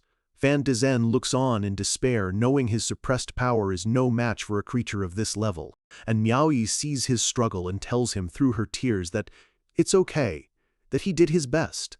He gets on his knees, begging the Herb King to spare her and take him instead. But the vine just mocks him, saying it has no intention of letting them go. The vine intensifies its electric attack, and Miaoyi screams in agony. Just as things look their bleakest, a new group appears on the path. It's Ye Junlan's crew. He watches the scene with a bored expression and comments, "Tentacle play? That's messed up." Fan Dezhen sees them and immediately begs for their help, promising a great debt from his sect. Li Wujie recognizes the nine-fold Thundervine. Hong Qianye tells Ye Junlin he should handle it, but Ye Junlin pushes him forward. Li Wujie takes charge, telling Hong Qianye to cover him. Hong Qianye reluctantly agrees to go with Li Tidan, while Ye Junlin smirks at their bickering. The two leap into battle. Hong Qianye unleashes a torrent of fire, challenging the vine to a fight. The vine roars in anger that these damn humans dare to harm it. Hong Qianye counters, unleashing his powerful ice-soul demon flame. The vine roars, warning him not to push his luck. Fan Dezhen retreats with An Miaoyi. She's shot there holding their own and has a painful realization. Maybe she's not the genius she always thought she was. Fan Dezhen tries to comfort her, but then recalls that Ye Fan said he was from the Wastelands. The word sends a jolt through him. Wastelands? No way, the Thundervine is enraged. It unleashes a massive wave of electricity, threatening to shock them until they can't breathe. Fan Dezhen sees even Hong Qianye and Li Wujie are losing ground. Ye Junlin decides it's time to step in, but before he can, Bai Xiaoxi shouts that she's coming to the rescue. She transforms into her mouse form and leaps into the fray. Ye Junlin is surprised. She's never volunteered to fight before. He decides to let her, curious to see her potential. Her brothers see her running in and wonder why the dumb rat is joining now. Li Wujie yells for her to stay back, warning that it's too dangerous. The Thundervine turns its attention to the tiny mouse, smugly asking if she thinks it'll go easy on her. But Bai Xiaoxi is not intimidated. With a determined look, she squeaks, "Don't underestimate Mousy." Courage isn't about not being afraid. It's about being terrified and charging in anyway. And for a little mouse who's never had to fight, this is her moment to prove she's more than just a pet. A golden aura explodes around Bai Xiaoxi as she charges the massive Thundervine, screaming, "Don't you dare bully my senior brothers." The Thundervine lets out a piercing shriek of agony as the tiny mouse slams right into it. With a flash of golden light, Bai Xiaoxi's attack rips through the vine's tendrils, sending splinters flying everywhere. Everyone is completely stunned. Hong Qianye can't believe the goofy rat just unleashed such incredible power. Li Wujie is just as shocked, and even Ye Junlin is impressed, realizing this is the true power of the immortal body he gave her. Seizing the opportunity, Hong Qianye and the Wujie launch a coordinated attack, determined to finish it off. Their two powerful techniques combine, engulfing the Thundervine in a maelstrom of fire and blades. The once mighty Medicine King is reduced to a pile of smoldering, blackened wood. "Yay! We won!" Bai Xiaoxi cheers, looking hopefully at Hong Qianye, thinking surely he'll praise her now. But Hong Qianye just glares, his pride clearly wounded. He snaps at her for bragging, bringing tears to her eyes as she wonders if she did something wrong. Li Wujie, however, rushes over to praise her, telling her she was awesome. Seeing this, Hong Qianye reluctantly mumbles that Yeah, she surprised them. Bai Xiaoxi beams, shyly saying she just wanted to help. Just then, Anmiaoyi and Fan Dezhen approach, thanking them for their help. Li Wuzhe brushes it off. Anmiaoyi takes his hands, her eyes sparkling with admiration, as a shy Bai Xiaoxi hides behind her master. Anmiaoyi tells her not to be shy, saying she was amazing and super cute. Bai Xiaoxi is ecstatic, turning to Ye Junlin and telling him, "This big sister thinks she's cute." Fan Dezhen hears Bai Xiaoxi call Ye Junlin master, and his suspicion deepens. It seems his hunch about this group was right all along. Ye Junlin pats Bai Xiaoxi's head, telling her she looks proud of herself as she giggles happily. And Miaoyi asks Ye Junlin what kind of monster he must be to raise such a powerful girl. He plays along, saying he trained her with great care. Hung Qianya mutters under his breath that he didn't exactly teach her how to cook. Miaoyi is touched by his kindness, but can't shake the feeling she's seen this group of four somewhere before. Ye Junlin senses her suspicion, hoping the sharp little girl doesn't figure anything out. Their conversation is interrupted by the arrival of a new threat, the Golden Ginseng King and his army of herbs, summoned by the earlier distress signal. The Ginseng King roars, furious that demons dare to trespass on his sacred ground. He challenges them, asking how they dare to face him.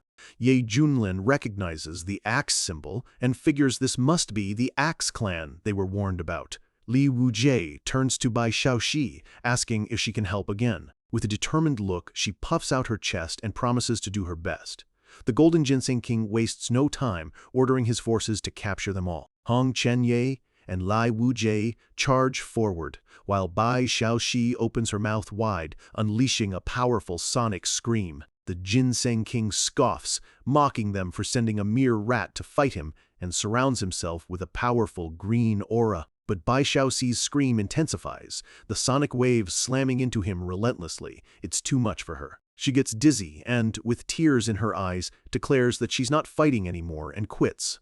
The Ginseng King sneers, telling her she's no match for him. He raises his weapon, ready to strike down the filthy rodent. Bai Xiaoxi screams in terror, but just as the axe is about to hit, Ye Junlin appears, effortlessly blocking the blow with just 2 fingers. "You're way too cocky for a damn ginseng," he says coolly. "Guess I'll boil you into soup." Bai Xiaoxi hides behind him, whimpering that she embarrassed him. Ye Junlin tells her not to worry and to go help the others while he handles this one. With a determined, "Got it," she scampers off. Ye Junlin faces the king, knowing that if he fights back, his system will be exposed. But then, the system chimes in, offering to mask his true power for a small price, making it look like he's still at chi condensation. "Great," Ye Junlin thinks with a grin, "then I can go wild." He easily dodges the king's powerful attack, and Miaoyi and Fan Dezhen watch in disbelief, unable to understand how a chi condensation user can be so strong. Fan Dezhen begins to suspect Ye Fan is somehow bypassing the valley's rules. The Ginseng King is furious, demanding to know what trick the human pulled. Ye Junlin just shrugs, taunting him by asking if he wants to try hitting him again. The king roars, unleashing his most powerful attack, the Heaven King Fist. Ye Junlin simply counters with his own Human King Fist, a massive golden fist of energy. Image, Shay Force 46L38. The golden fist smashes through the king's attack with ease. It slams directly into the Golden Ginseng King, shattering his wooden armor and sending him flying. Everyone is speechless. The defeated king lies on the ground, groaning that he cheated. But Ye Junlin just stands there calmly and says, "I swear on the heavenly Tao, my cultivation is at the chi condensation level." Technically, he's not even lying. When a king falls, the entire kingdom trembles.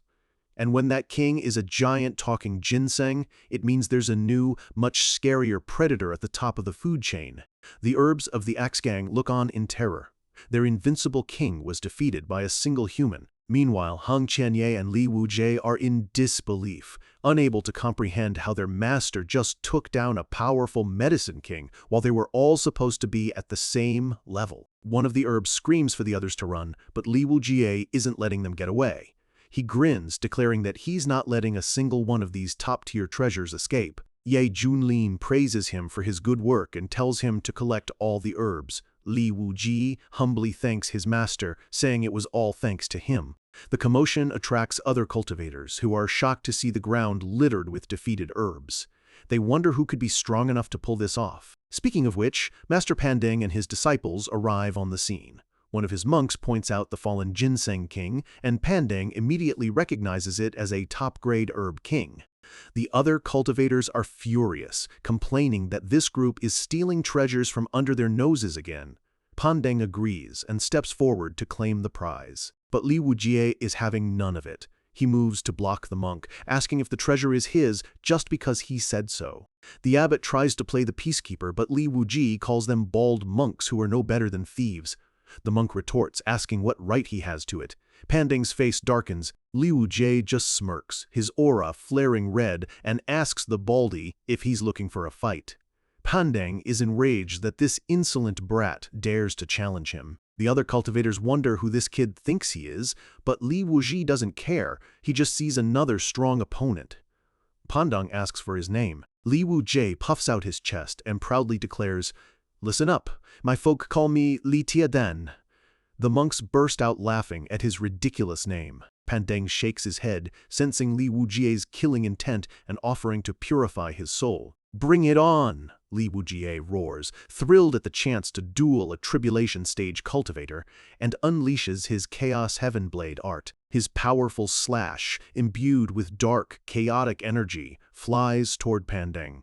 The attack slams into the monk, but he stands his ground, his body glowing with a golden light. Li Wujie attacks again, and Pandeng counters with his own golden Buddha seal, meeting the attack head-on. The onlookers are amazed, unable to believe this. Li Tiadan is holding his own against their master. They assume the master must be holding back. But Pandeng is genuinely struggling. He can't believe he can't defeat this kid. He realizes he has no choice but to use that move. He channels his energy, his body glowing intensely as he prepares his ultimate defensive technique. Li Wujie hesitates, sensing a change in the monk's power. "Sir, give up," Pandeng says confidently. "Even if you strike for 3 days straight, you'll never harm me." Li Wujie's response is to simply spit right in his face. Enraged and disgusted, Pandeng screams, "You demon spawn!" Hong Qianye sees his opening and joins the fight, landing a solid punch on the distracted monk. But the punch has no effect. Hong Qianye is stunned. "Baldy, are you part of a turtle or what?" he asks, mocking his defense. Pandeng calmly replies that none of them will be leaving the valley. Hong Qianye scoffs at the threat, telling him once they're out, he's dead meat. Ye Junlin finally steps in, reminding Pandeng that he supplied his temple with herbs, implying the monk owes him. He asks whose treasure it is now. The monk replies with a classic Buddhist saying, "Only what's in your hand truly belongs to you." Hong Qianye loses his patience. "Bald bastard. You're asking for it," he screams, charging in again. Pandeng simply stands there, telling him to stop struggling, as the Herb King is now his. But as Hong Qianye's attack is about to land, Ye Junlin appears in a flash, delivering a powerful punch of his own. Fondagen looks on in terror. That punch was so powerful, it almost broke the limits of the entire valley. The punch connects, sending Pandeng flying. The impact creates a massive explosion, kicking up a huge cloud of dust. Pandeng is sent sliding back, digging a long trench in the ground. His disciples can't believe it, mocking Ye Junlin's weak little trick. Pandeng, however, is silent, a look of pure shock on his face. Ye Junlin stands there with a smug grin. "That punch! How'd it feel?" he asks. He explains that he held back because he didn't want to kill him and cause rumors. With a final warning, he turns to leave, telling the monk that Buddha is merciful. As Ye Junlin's crew walks away, Pandeng's disciples are confused why their master is letting them go. Pandeng glares after them, then simply says, "Got it, let's go." Ye Junlin smirks to himself. "At least you know your place, bald bastard." The monks depart, leaving the battlefield and the treasure behind. But as soon as they are a safe distance away, Pandeng coughs violently, spitting up a huge mouthful of blood. Image, Shea 4 Sorcy 7045. His disciples rush to his side, asking if he's all right. He waves them off, claiming it's just minor injuries. But internally he's reeling. He can't understand who that man was or how he could be so strong. He shakes it off, vowing that once he gets a supreme herb, he will break through to the next life. When the hunters become the hunted, even the most powerful kings must decide, Do they bow to the new threat, or do they call upon a power even they are afraid of? Deep within the Medicine King Valley, at the headquarters of the Herb Kings, a council is in session. The flower-like Herb King, Jin Yingzi, addresses them with grim news. Human cultivators are rampaging through their valley, and 2 of their own have already fallen. They must decide now, hide or stand and fight. The blood jade flame-bone bamboo roars that this is their land, and they must fight back. The Mushroom King agrees, saying they are the true rulers of this place. But others are not so confident. They argue that the humans are incredibly strong this time, especially the silver-haired one who beat the Ginseng King in a single move. A new voice speaks up. The ancient, suggests they ask him to act, a terrifying figure who once followed the Herb Lord himself. If he acts, the humans will be crushed. The others are hesitant, knowing this figure is difficult. But with the valley facing annihilation, they have no other choice. With no time to waste, they decide to gamble it all. 2 of the kings set off to find their hidden trump card. They arrive at a secluded waterfall where a lone figure meditates on a rocky pillar. This is the Damo King, a supreme-grade Herb King. The 2 kings kneel, begging the Damo King to save the valley, their voices filled with desperation. The figure's eyes snap open, glowing with a soft blue light. A powerful wave of green energy erupts from him as he awakens. The pressure is immense, knocking the 2 kings back. They shout in excitement that he's finally awake. The Damo King, a small, timid-looking blue mushroom, pops his head out from behind the pillar. He trembles, hiding. "You! Don't come near me! Just say what you need from there," he stammers, clearly terrified. One of the kings explains to the other that the Damo King is extremely socially anxious and hates being disturbed. They plead their case, explaining that humans are slaughtering their kin, and he's the only one who can save them. The Damo King is confused. He thought the valley's rules were meant to prevent this from happening. They explain that these intruders are different, and as the strongest among them, the entire tribe will rally behind him. "No, I can't," he whimpers. "I just want to live quietly." He tries to rationalize that the humans will be kicked out eventually, but they press him, warning that those humans' real target is him, the oldest and most powerful herb in the valley. They paint a terrifying picture of him being caught, humiliated, and auctioned off in public. The thought is too much for the anxious mushroom, and he begs them to stop. They make their final plea, just defeat the strongest one, and they'll handle the rest. Then he can go back to sleeping in peace. "Oh, fine," he finally agrees, his voice trembling. "I'll deal with the strongest one. You all handle the rest." The kings thank him profusely as the Damo King shyly asks them to wait outside. The Ghost Lotus still has her doubts, but the other king is confident in his power. Meanwhile, a different group of cultivators is trying to bribe Master Pandang for some of his herbs. Pandang, ever the righteous monk, tells them he will help those with destiny. The cultivators immediately start shouting their requests, offering to pay any price.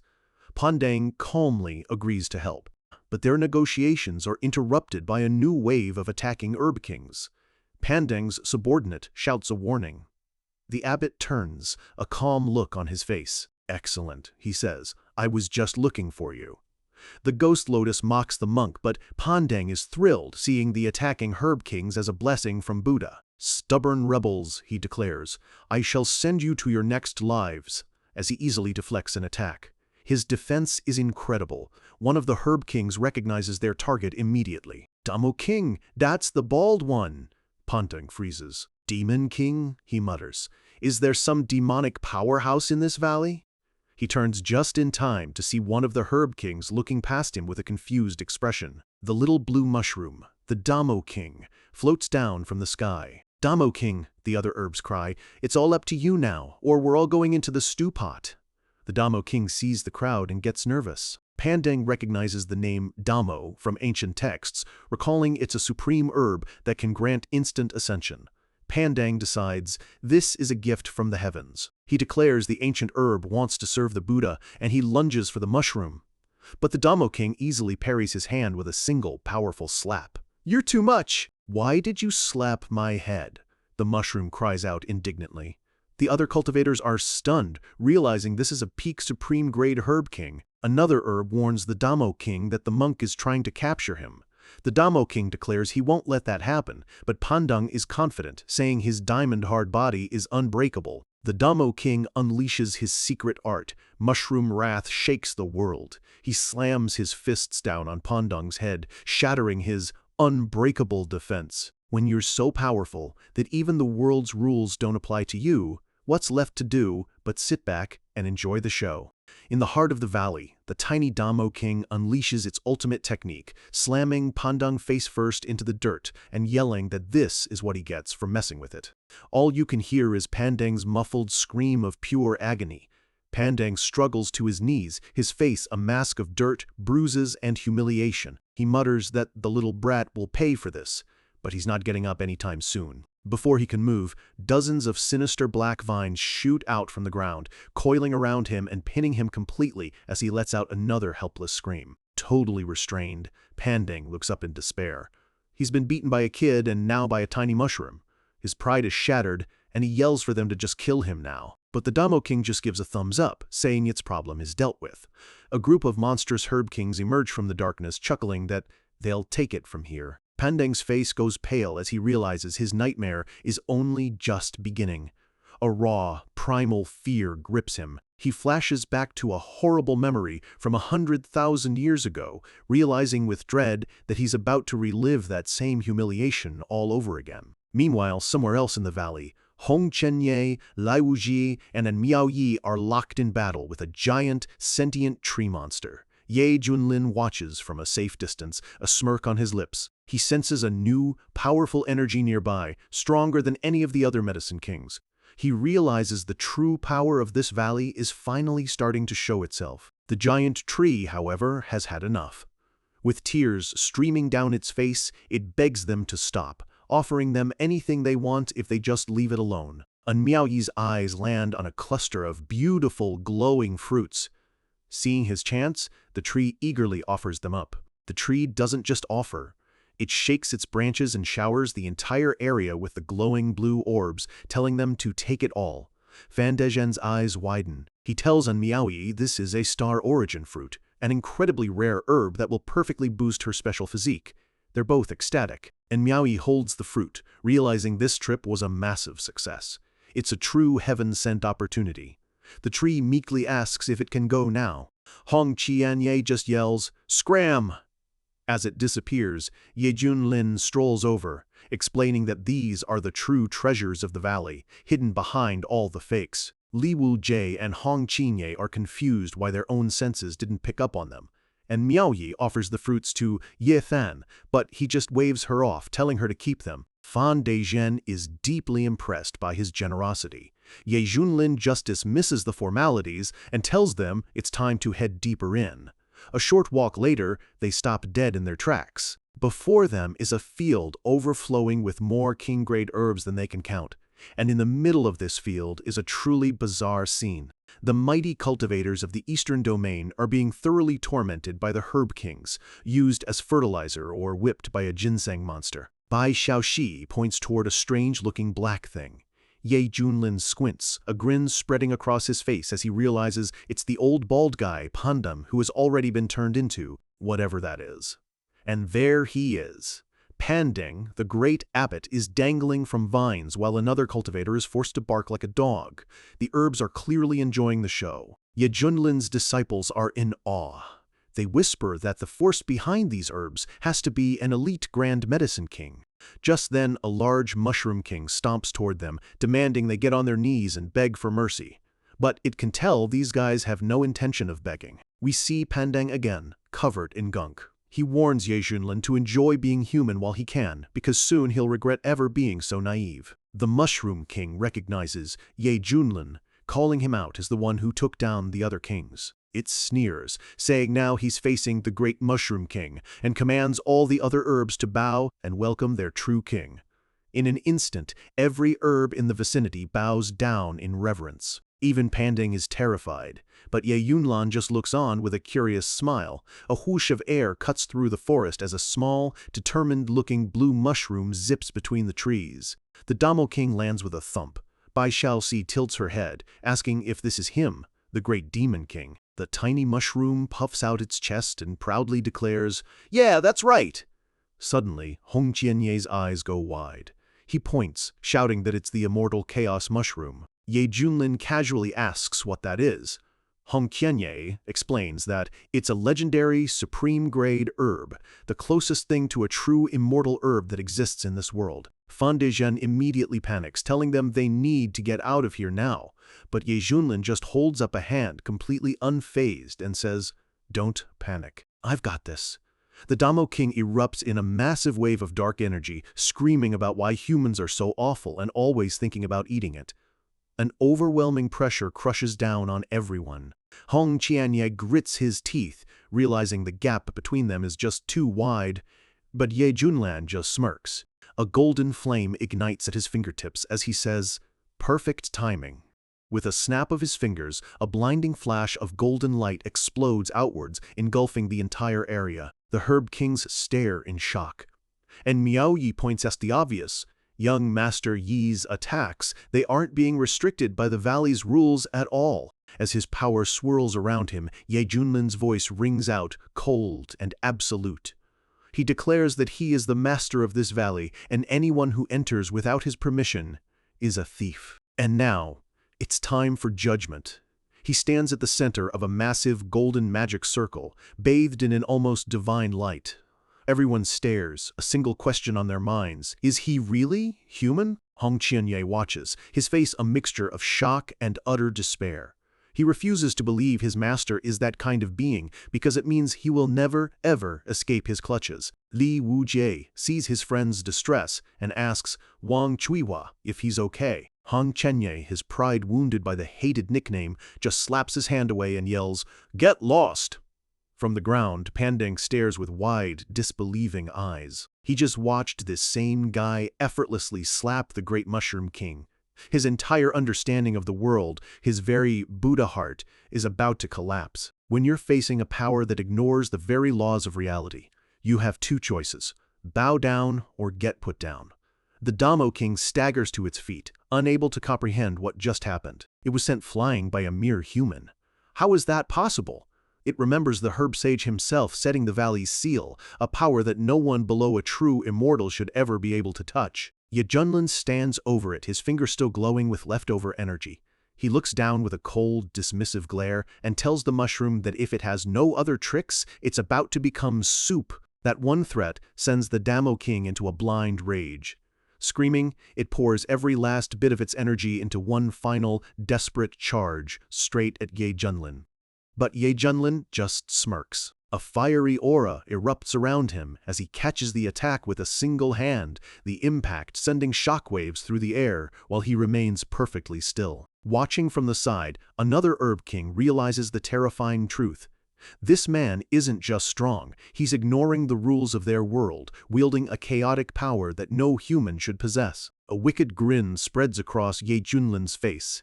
He casually mentions his undying overlord body as he channels a torrent of golden energy directly into the helpless mushroom. A massive pillar of golden light erupts from the ground, blasting the Damo King with overwhelming force and carving a deep scar into the forest floor. The Damo King lies defeated in a smoking crater, its pride completely shattered. A wave of despair washes over the other Herb Kings. It's over. Their home is finished. Lying there, broken and alone, the Damo King reflects on its long life as nothing more than a powerful mushroom.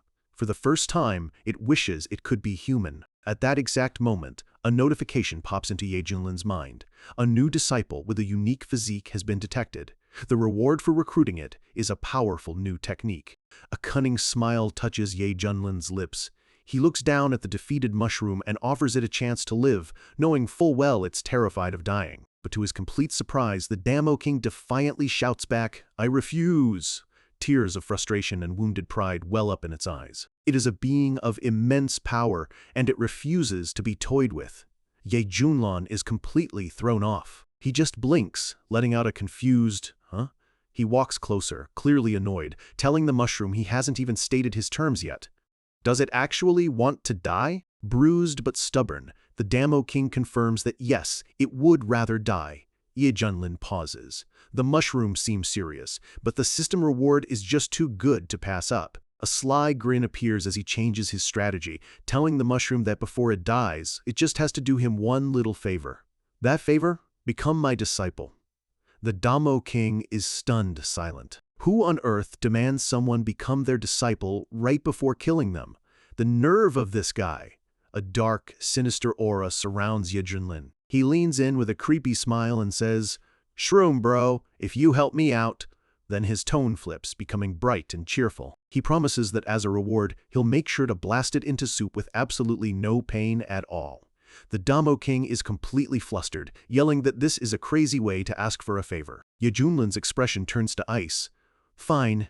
If it won't cooperate, he'll just toss it in a pot with some chicken and herbs and boil it into a nice, slow-cooked stew. He'll even make sure to lick the bowl clean.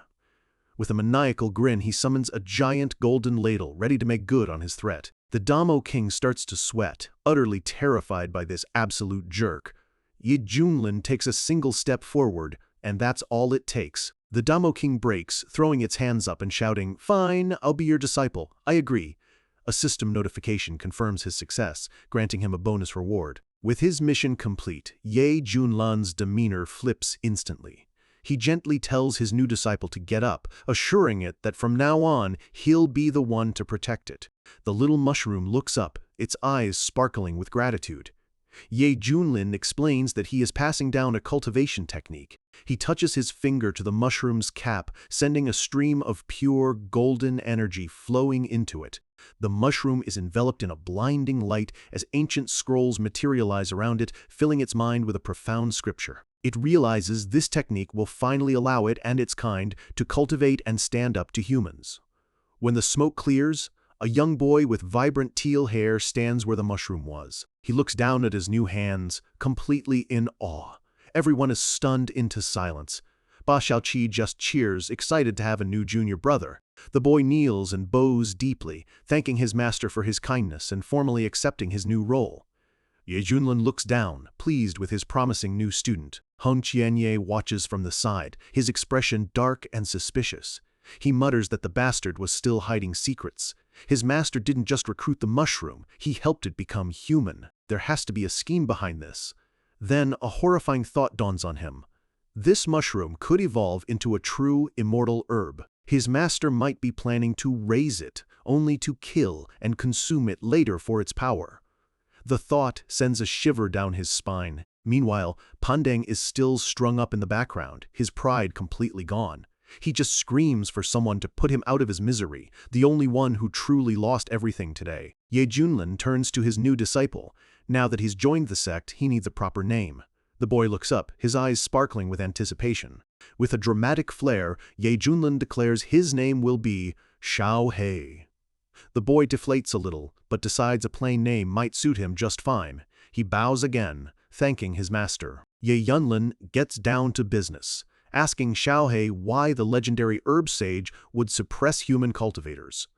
Xiao He explains that it's because the sage wasn't human. He was one of them, a herb, who created the seal to protect his own kind. Ye Junlin and the Wu Jie are taken aback. The legendary herb sage wasn't human? Xiao He begins to tell the story of the sage, one of the first herbs to gain intelligence. He was immensely powerful, but every human who found him saw him only as a prize to be consumed for their own power. Ye Junlin places a comforting hand on his shoulder. He understands now. The sage must have made an incredible sacrifice to protect his people. A crowd of herb kings gathers behind them, their expressions filled with old sorrow. Xiao He explains that, back then, countless human factions raided their valley, treating them like little more than ingredients. The sage fought back with everything he had, but his power was limited, while human greed was endless.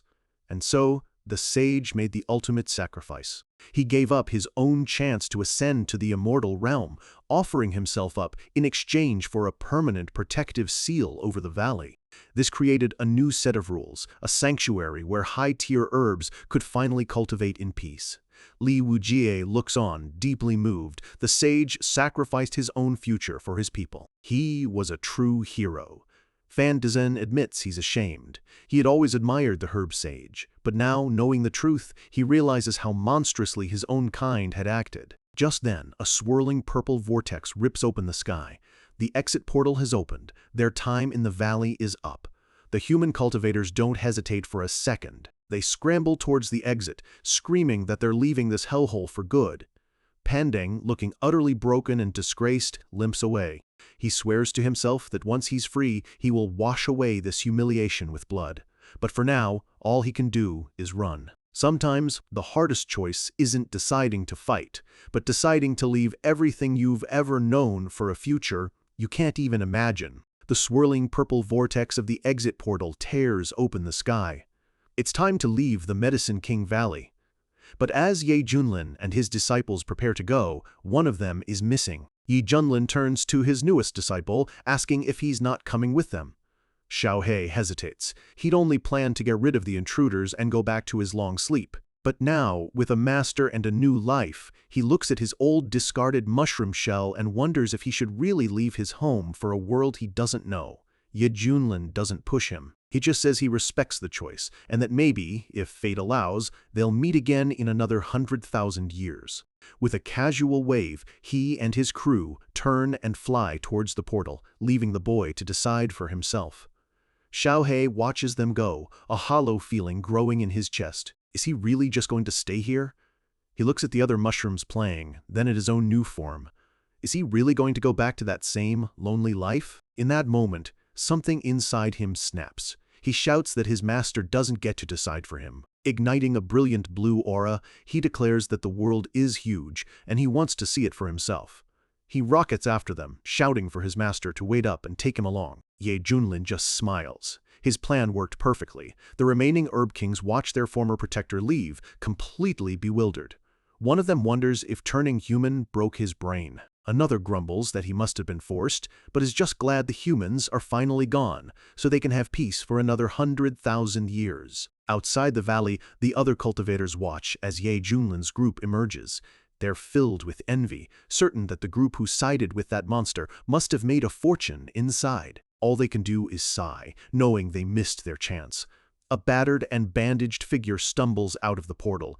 It's Pandang. He grits his teeth, muttering that he's finally out of that damn place. His disciples from the Sky Temple rush towards him, their faces beaming. They eagerly ask how it was, assuming that with their great master leading the charge, they must have come back with incredible treasures. Pandang turns, his face a storm cloud of pure rage. He snarls at them. Do I look like I made a killing? His disciples freeze, immediately bowing and apologizing for their mistake. Suddenly, a powerful voice echoes through the forest, commanding everyone who just came out of the valley to stand still and not move. They're surrounded by a rough-looking gang of bandits. The leader warns them that anyone who resists will be dealt with ruthlessly, while one of his followers proudly boasts that their master, the great Ye Junlin, is a pseudo-immortal. The crowd erupts in anger. A robbery?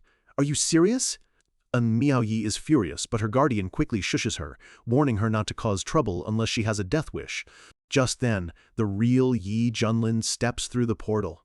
His eyes glow with amusement as he spots the bandits. A slow grin spreads across his face. He can't believe his luck. His disciples are far less amused. Hong Qianye and Li Wujie stare in disbelief. How dare some lowly bandits impersonate them? Li Wujie's fists clench. To tarnish the name of the Blade Demon by turning him into a common thief is an unforgivable insult. Hidden behind a tree, a nervous Xiaohe peeks out at the crowd. Bai Xiaoxi pats his shoulder reassuringly, telling him not to worry. When he shyly asks her name, she brightly introduces herself as Bai Xiaoxi. Xiaohe is delighted, asking his new senior sister to look after him. But then he notices something odd, asking why the bandits' clothes look so much like theirs. Bai Xiaoxi just sighs, explaining that they're being impersonated. Xiaohe is stunned, remarking that you humans have some very strange customs. Back in the clearing, Pandang decides to make his move. He unleashes a powerful golden aura, stepping forward to confront the bandits. The real bandit chief, a hulking old man with a long white beard, steps out. His one visible eye glows with an eerie light as he calmly asks Pandang if he's sure he wants to do this. The bandits are shocked. They recognize Pandang as a powerful master on the same level as their own chief. The leader of the impersonators just tells his crew not to panic, confident that their master Ye Junlin can handle it. The bandit chief scoffs at Pandang, boasting that when he makes a move, no one in the entire eastern domain can stop him. Panding's disciples whisper frantically, reminding him that this man claims to be Ye Junlin. A flicker of understanding flashes in Panding's eyes. He knows the real Ye Junlin is standing right behind him. With a sly smile, he turns to the bandit chief, puts his hands together and says, "Amitabha, Brother Ye, I have heard so much about you." The bandit chief and the entire crowd are completely baffled.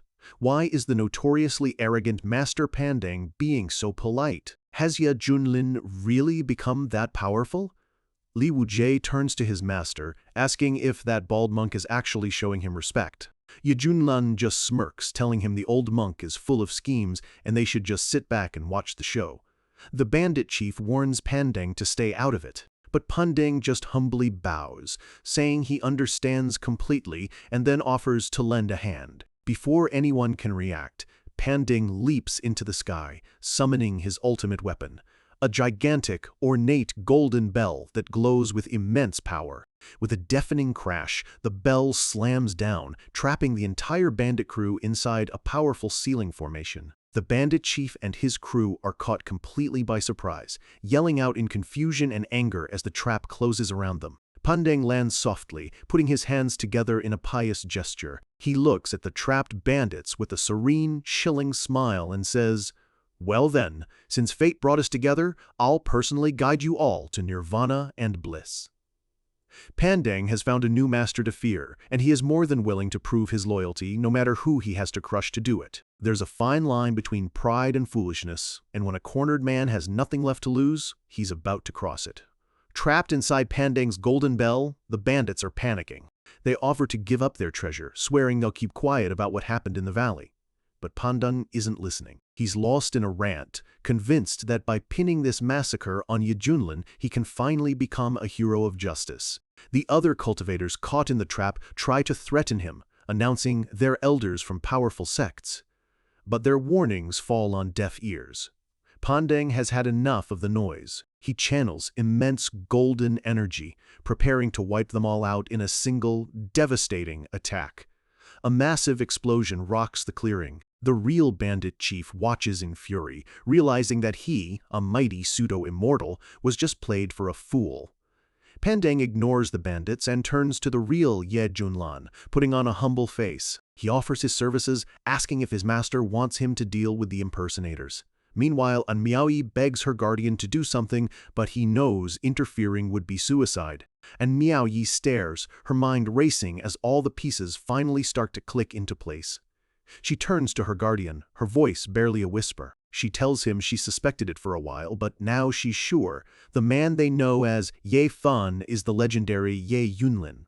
Her guardian can only tell her to stay calm and see how this plays out. Panding doesn't wait for an answer. He unleashes his attack, a golden lotus blooming above him as waves of destructive sonic energy pour out. The sound is unbearable. The cultivators outside the bell clutch their heads, screaming in agony from the vibrations alone. Li Wujie holds up a glowing blue pearl, casually remarking that, just as his master instructed, he's recorded the whole thing. Ye Junlin smirks. Now that they have the proof, it's time to warm up. In a flash of light, Ye Junlin moves, cutting through the air like a blade, heading straight for Panding's attack. With a wicked grin on his face, he throws a punch, his fist glowing with golden energy, creating a powerful shockwave on impact. The wave of energy slices clean through Panding's attack, dissipating it instantly. The monk whirls around, shocked, demanding to know who dared to interfere. Ye Junlin floats in the air and calmly introduces himself. Xuan Tian sects Ye Junlin. The name sends a shockwave through the crowd. The bandits are horrified, realizing the man they were impersonating was standing right there the whole time. And Miaoyi and Fan Dezhen are stunned.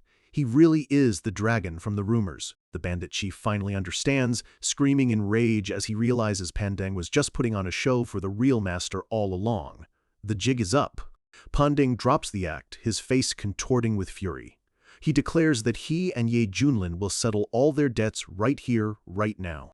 But Ye Junlin just holds up the recording pearl, reminding him that his whole little performance has been captured. Ye Junlin casually asks what would happen to the Sky Temple's reputation if he made the recording public. Pandang just scoffs, retorting that no one is walking out of here alive to find out. He's brimming with confidence, telling Ye Junlin that inside the valley, his own power was suppressed. That's the only reason he lost. Out here, things will be different. With a roar, Pandang charges, yelling for Ye Junlin to prepare to die. His disciples look on with concern, knowing the old monk is at the peak of his realm, a truly dangerous foe. A massive cross of golden energy shoots from Pandang's hands, hurtling straight towards Ye Junlin, and then the system kicks in. A notification appears. Attacked by a stronger opponent, his cultivation is now being raised to match. Ye Junlin's eyes narrow. "Here we go," he says, as his power explodes outwards, shattering Pandang's attack like glass. With a loud clang, the blowback slams into Pandang. He staggers, blood spewing from his mouth, his eyes wide with utter disbelief. He's completely stunned. He realizes with horror that Ye Junlin wasn't hiding his power at all. He's at the peak of the Tribulation Realm too. Surrounded by a swirling, fiery aura, Ye Junlin calmly holds out his hand and asks, "Tell me, how do you want to die?" Pandang roars in defiance. He activates his indestructible diamond body, his skin glowing gold. He boasts that his body was forged for battle and can't be destroyed so easily. Ye Junlin is unimpressed, telling him he already gave him his chance. Enraged, Pandang unleashes his ultimate skill, summoning a magnificent great celestial dragon made of pure, golden energy. The dragon lets out a deafening roar. But Ye Junlin just scoffs, dismissing the legendary beast as nothing more than a baby eel. He raises his own hand, unleashing a technique of his own, the Supreme Bone, Hand of Heaven. A colossal hand made of fire and divine energy forms in the sky, dwarfing the dragon completely. With a cold final command, Ye Junlin says, "Get erased." The fiery hand descends, grabbing the golden dragon in its massive grip. It crushes the dragon instantly, shattering it into nothing. Pandang stares in absolute horror. The Sky Temple's ultimate technique, gone in a flash. The Hand of Heaven doesn't stop. It continues its descent, aimed directly at Pandang. In a desperate last stand, Pandang roars, "You dare!" He summons a golden Buddha statue, hoping its sacred power can protect him. Image, Shift-T E2035. He activates another defensive technique, creating a shield of blinding green and gold light. The Hand of Heaven collides with the shield in a brilliant explosion of energy. But it's not enough.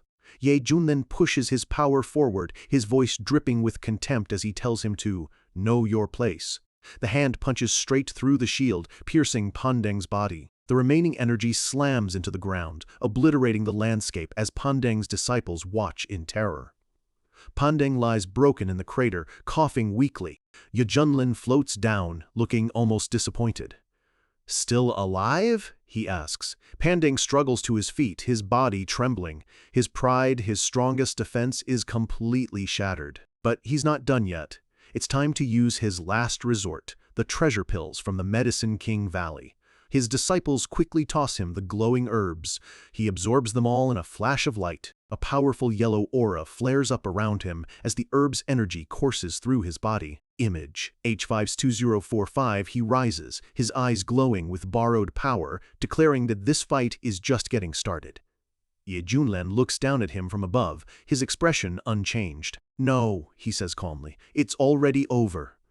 He admits Pandang's defense was impressive, but as he gathers an even more terrifying amount of golden energy, he asks him, "Let's see how you handle this." Suddenly, one of the creators complains that they're working hard on the comic, but he's grabbed by the collar, accused of lying and making the chapter too short. Another creator complains that the colorist is late. The other just yells, "Acupuncture incoming!" Looks like even the creators can't escape a good old-fashioned beatdown. There's a big difference between a fair fight and a public execution. As Ye Junlin gathers his power, a look of dawning horror crosses Pandang's face. He recognizes this technique. Ye Junlin just gives him a cold smile and asks, "Remember now?" Pandang scoffs, trying to put on a brave face. He calls the punch a joke, saying it felt weaker than a mosquito bite when he was hit with it back in the valley. Ye Junlin's hand crackles with an insane amount of golden energy, a power so immense it feels like it could tear the world apart. He looks at Pandang with pity and asks, "Oh, What if I told you I only used 1/10,000th of my strength back then? That single sentence hits Pandang harder than any physical blow. His mind completely shatters. With a single word, Die, Ye Junlin unleashes his power. His fist, glowing like a miniature sun, closes in on the monk. The punch connects, and Pandang's entire body is engulfed in a blinding white light. A strangled gurgle is the last sound he ever makes as his body begins to disintegrate, the force of the blow erasing him from existence. A massive shockwave erupts, sending dust and debris flying everywhere. The ground is torn apart, leaving a massive crater where the proud abbot of the Sky Temple once stood. Ye Junlin just stands there, his aura slowly fading, not even winded.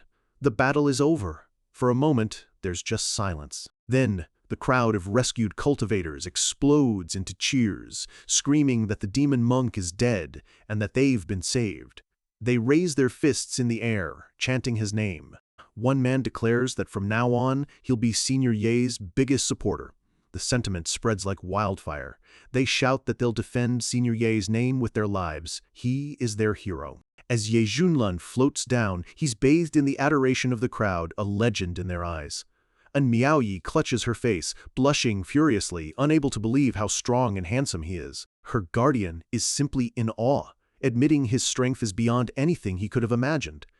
Fan Dezhen tries to encourage his niece to work hard. Meanwhile, Li Wujie is gushing to his senior brother, in awe that their master turned a feigned defensive master to dust with one punch. Hong Qianye stares intently at his master, wondering just how much further his power can possibly go. Across the field, Pandang's remaining disciples realize their master is gone and panic, yelling for a retreat.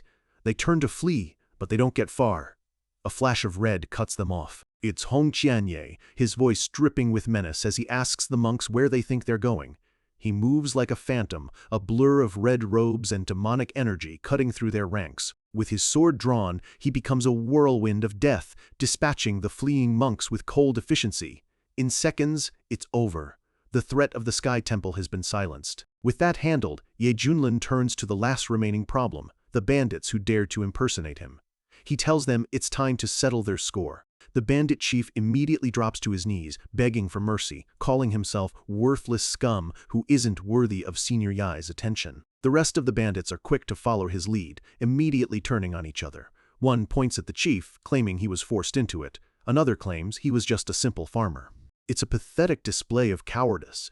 The bandit chief is furious, screaming at his backstabbing crew for trying to abandon him.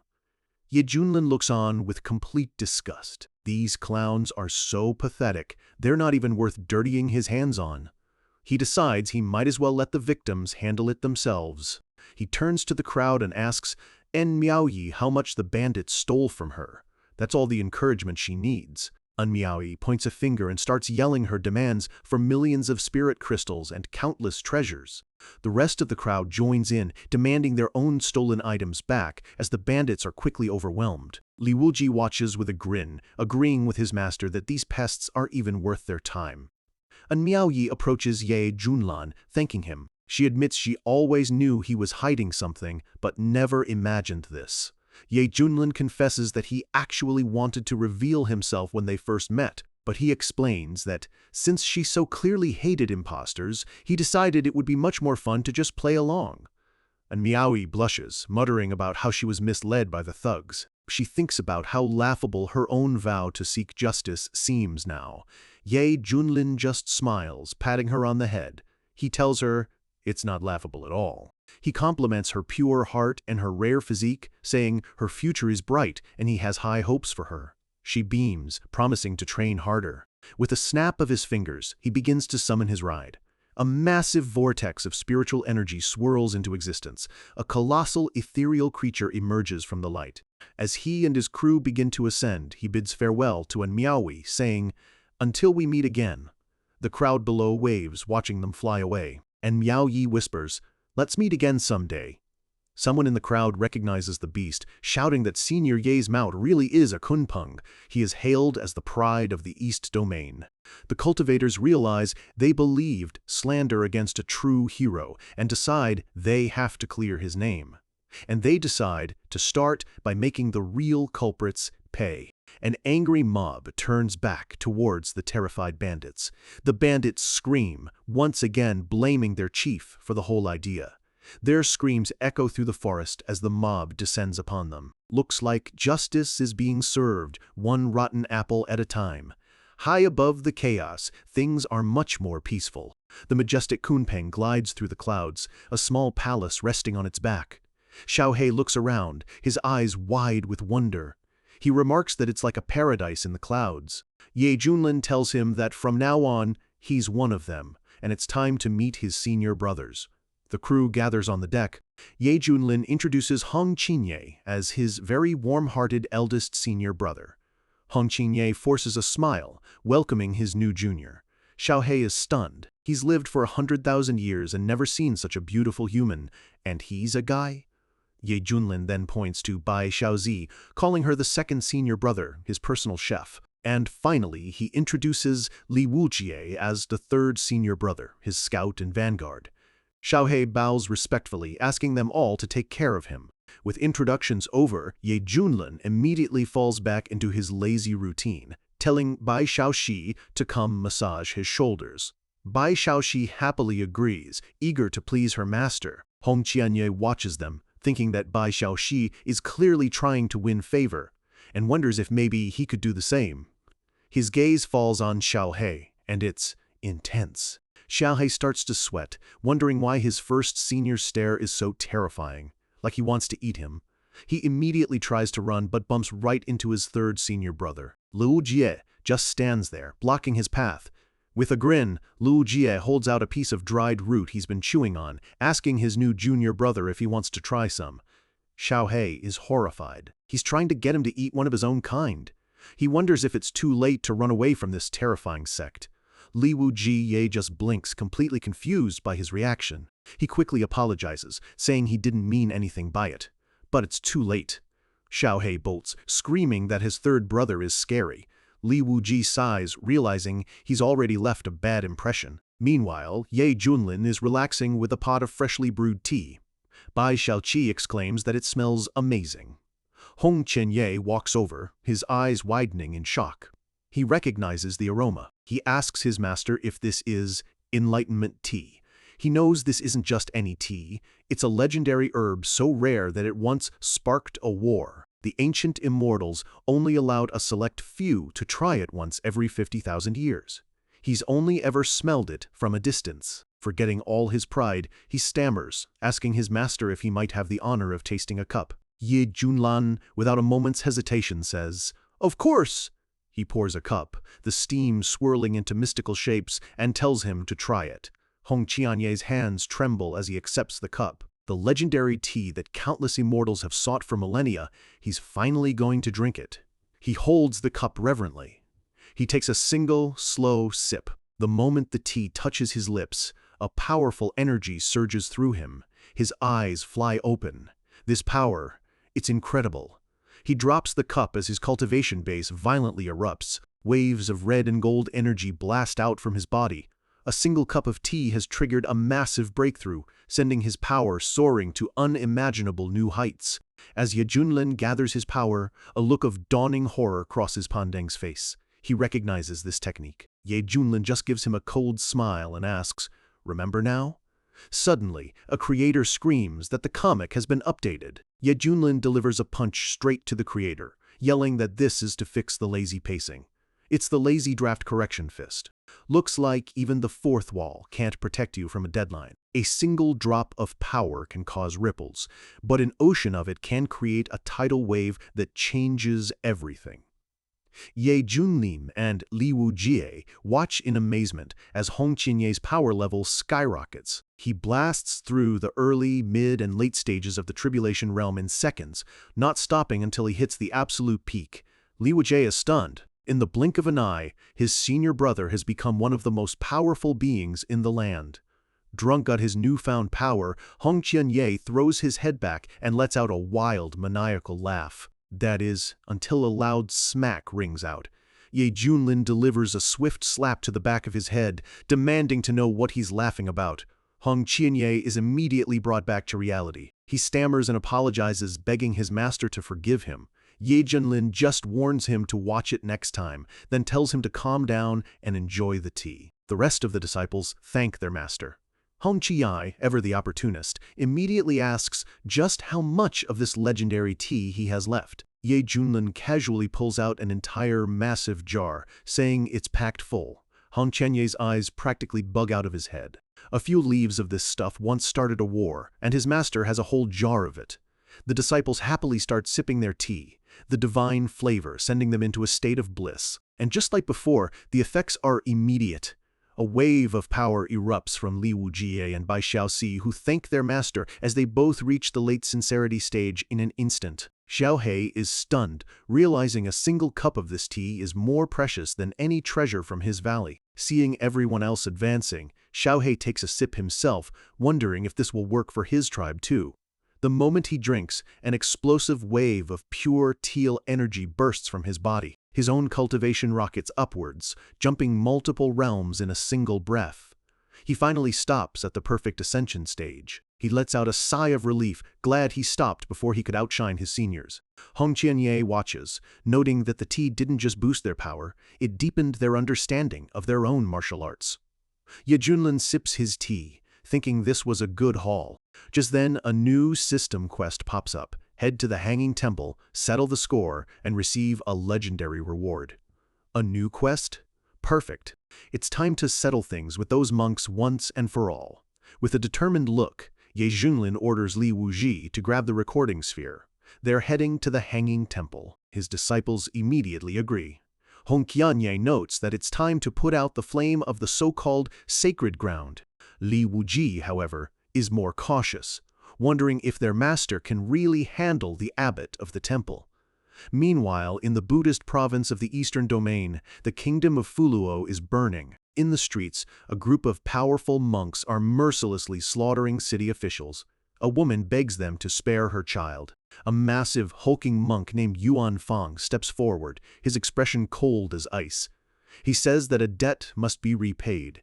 Just as he's about to strike, a flash of steel intercepts his attack. A group of soldiers appears, demanding to know who dares to attack the governor. The city governor, Murong, arrives with his troops, his face a mask of fury. Yuan Fang is completely unfazed. He scoffs, saying that even if the king himself showed up, he wouldn't dare interfere with this. He declares that these officials have no future, because their so-called heavenly kingdom has been oppressing its people. He charges forward, easily batting aside the soldiers who try to stop him. He clashes with a mounted soldier, the force of the blow sending the horse and rider flying. Another soldier moves to intercept him, but Governor Murong steps in, telling his commander that he'll handle this himself. Murong charges, swinging his massive mace and ordering the wicked monk to surrender. Yuanfang just holds up a hand, asking the governor to let him show his own version of compassion. In that split second of confusion, Yuanfang moves, shattering Murong's mace with a single devastating blow. The shockwave sends Murong flying backwards, his defenses completely annihilated. Murong lies wounded on the ground as Yuanfang calmly asks if he was the last one standing. Murong spits back that Yuanfang is a traitor who killed the previous governors. Yuanfang laughs. He reveals that all the previous governors were imposters sent by the empire. He relieved them of their duties, but the empire just kept sending more. The real Murong watches in horror from the crowd. The fake Murong can't believe it. His whole mission, his very identity, was a lie. Yuanfang looms over him. He says he warned him, but he wouldn't listen. Now, he will send him peacefully to the afterlife. But just as he raises his hand to strike, he freezes. An unbelievably powerful presence descends from the sky. The fake Murong sees a chance and tries one last desperate attack, but Yuanfang just calls him a fool, his attention completely focused on the newcomers. A slap rings out as the fourth wall is broken once again. Ye Junlin complains that the plot sucks and asks who wrote this garbage. Hong Qianye is flustered, denying he even started drawing yet. Ye Junlin orders him to get to work, because the tea isn't going to brew itself. And so, the drawing continues, even if it means watering down the ending for today. When the lines between good and evil blur, sometimes the only way to find the truth is to burn everything to the ground. The fake Murong makes a last, desperate leap, screaming for the monk to die with him. But Yuanfang just looks up at the sky with a smirk and calls him a fool. A colossal, ethereal maw opens in the sky above them. The real Murong, seeing what's about to happen, tries to warn his enemy, but it's already too late. The massive Kunpeng descends, its presence alone creating a crater and sending a shockwave that throws Yuanfang and his disciples back. Murong stares in awe, recognizing the ancient divine beast. Yuanfang is equally stunned, realizing a supreme demon of the peak tribulation stage has just appeared out of nowhere. From atop the Kunpeng, Ye Junlin looks down with a lazy smile. He casually gives an order, telling his mount to eat all the bad guys for him. A swirling vortex of energy pulls in the corrupt soldiers. They scream for mercy, begging the senior to spare them. Their screams are cut short as the Kunpeng swallows them whole. Murong watches in horror as the officials who served under him are all devoured, leaving him with no idea what to do next. Ye Junlin and his crew descend, asking Murong why ascetics from the mountain were pillaging his city. Murong grits his teeth and explains that these so-called holy men came to abduct children on the orders of their mountain lord. Murong explains that Hanging Mountain is connected to the Hanging Temple. The mountain lord is a beast who uses his ties to the temple to do whatever he wants. He ordered the abduction of children to be devoured, claiming it was to enlighten them, when in reality they were just food. The temple knows, but to protect their reputation, they do nothing. He continues, saying, the Hanging Temple is the pinnacle of Buddhism in the East, and their abbot is a revered spiritual leader. Because the temple has never admitted any connection to these beasts, the surrounding kingdoms are forced to swallow their anger and do nothing. Han Chunye scoffs, calling them hypocrites for turning a blind eye just to protect their reputation. Murong just sighs, saying no one dares question the Hanging Temple. Ye Junlin's expression turns to ice. He zips over to the fake Murong, who is still alive. He grabs him by the collar, demanding to know where he was taking the children. Terrified, the man confesses everything. He reveals that the mountain lord, the gray wolf spirit, is panicking because his powerful patron needs something from him. He explains that the beast is hosting a grand birthday feast and ordered them to double the child abductions to satisfy his guest. The real Murong is enraged. 500 children from just one city. Across the entire kingdom, the total number is horrifying. He roars that they all deserve to die, but the fake Murong just whimpers that it's not his fault because no one dares provoke Hanging Mountain. Ye Junlin has heard enough. He tells the man to go join those beasts he served.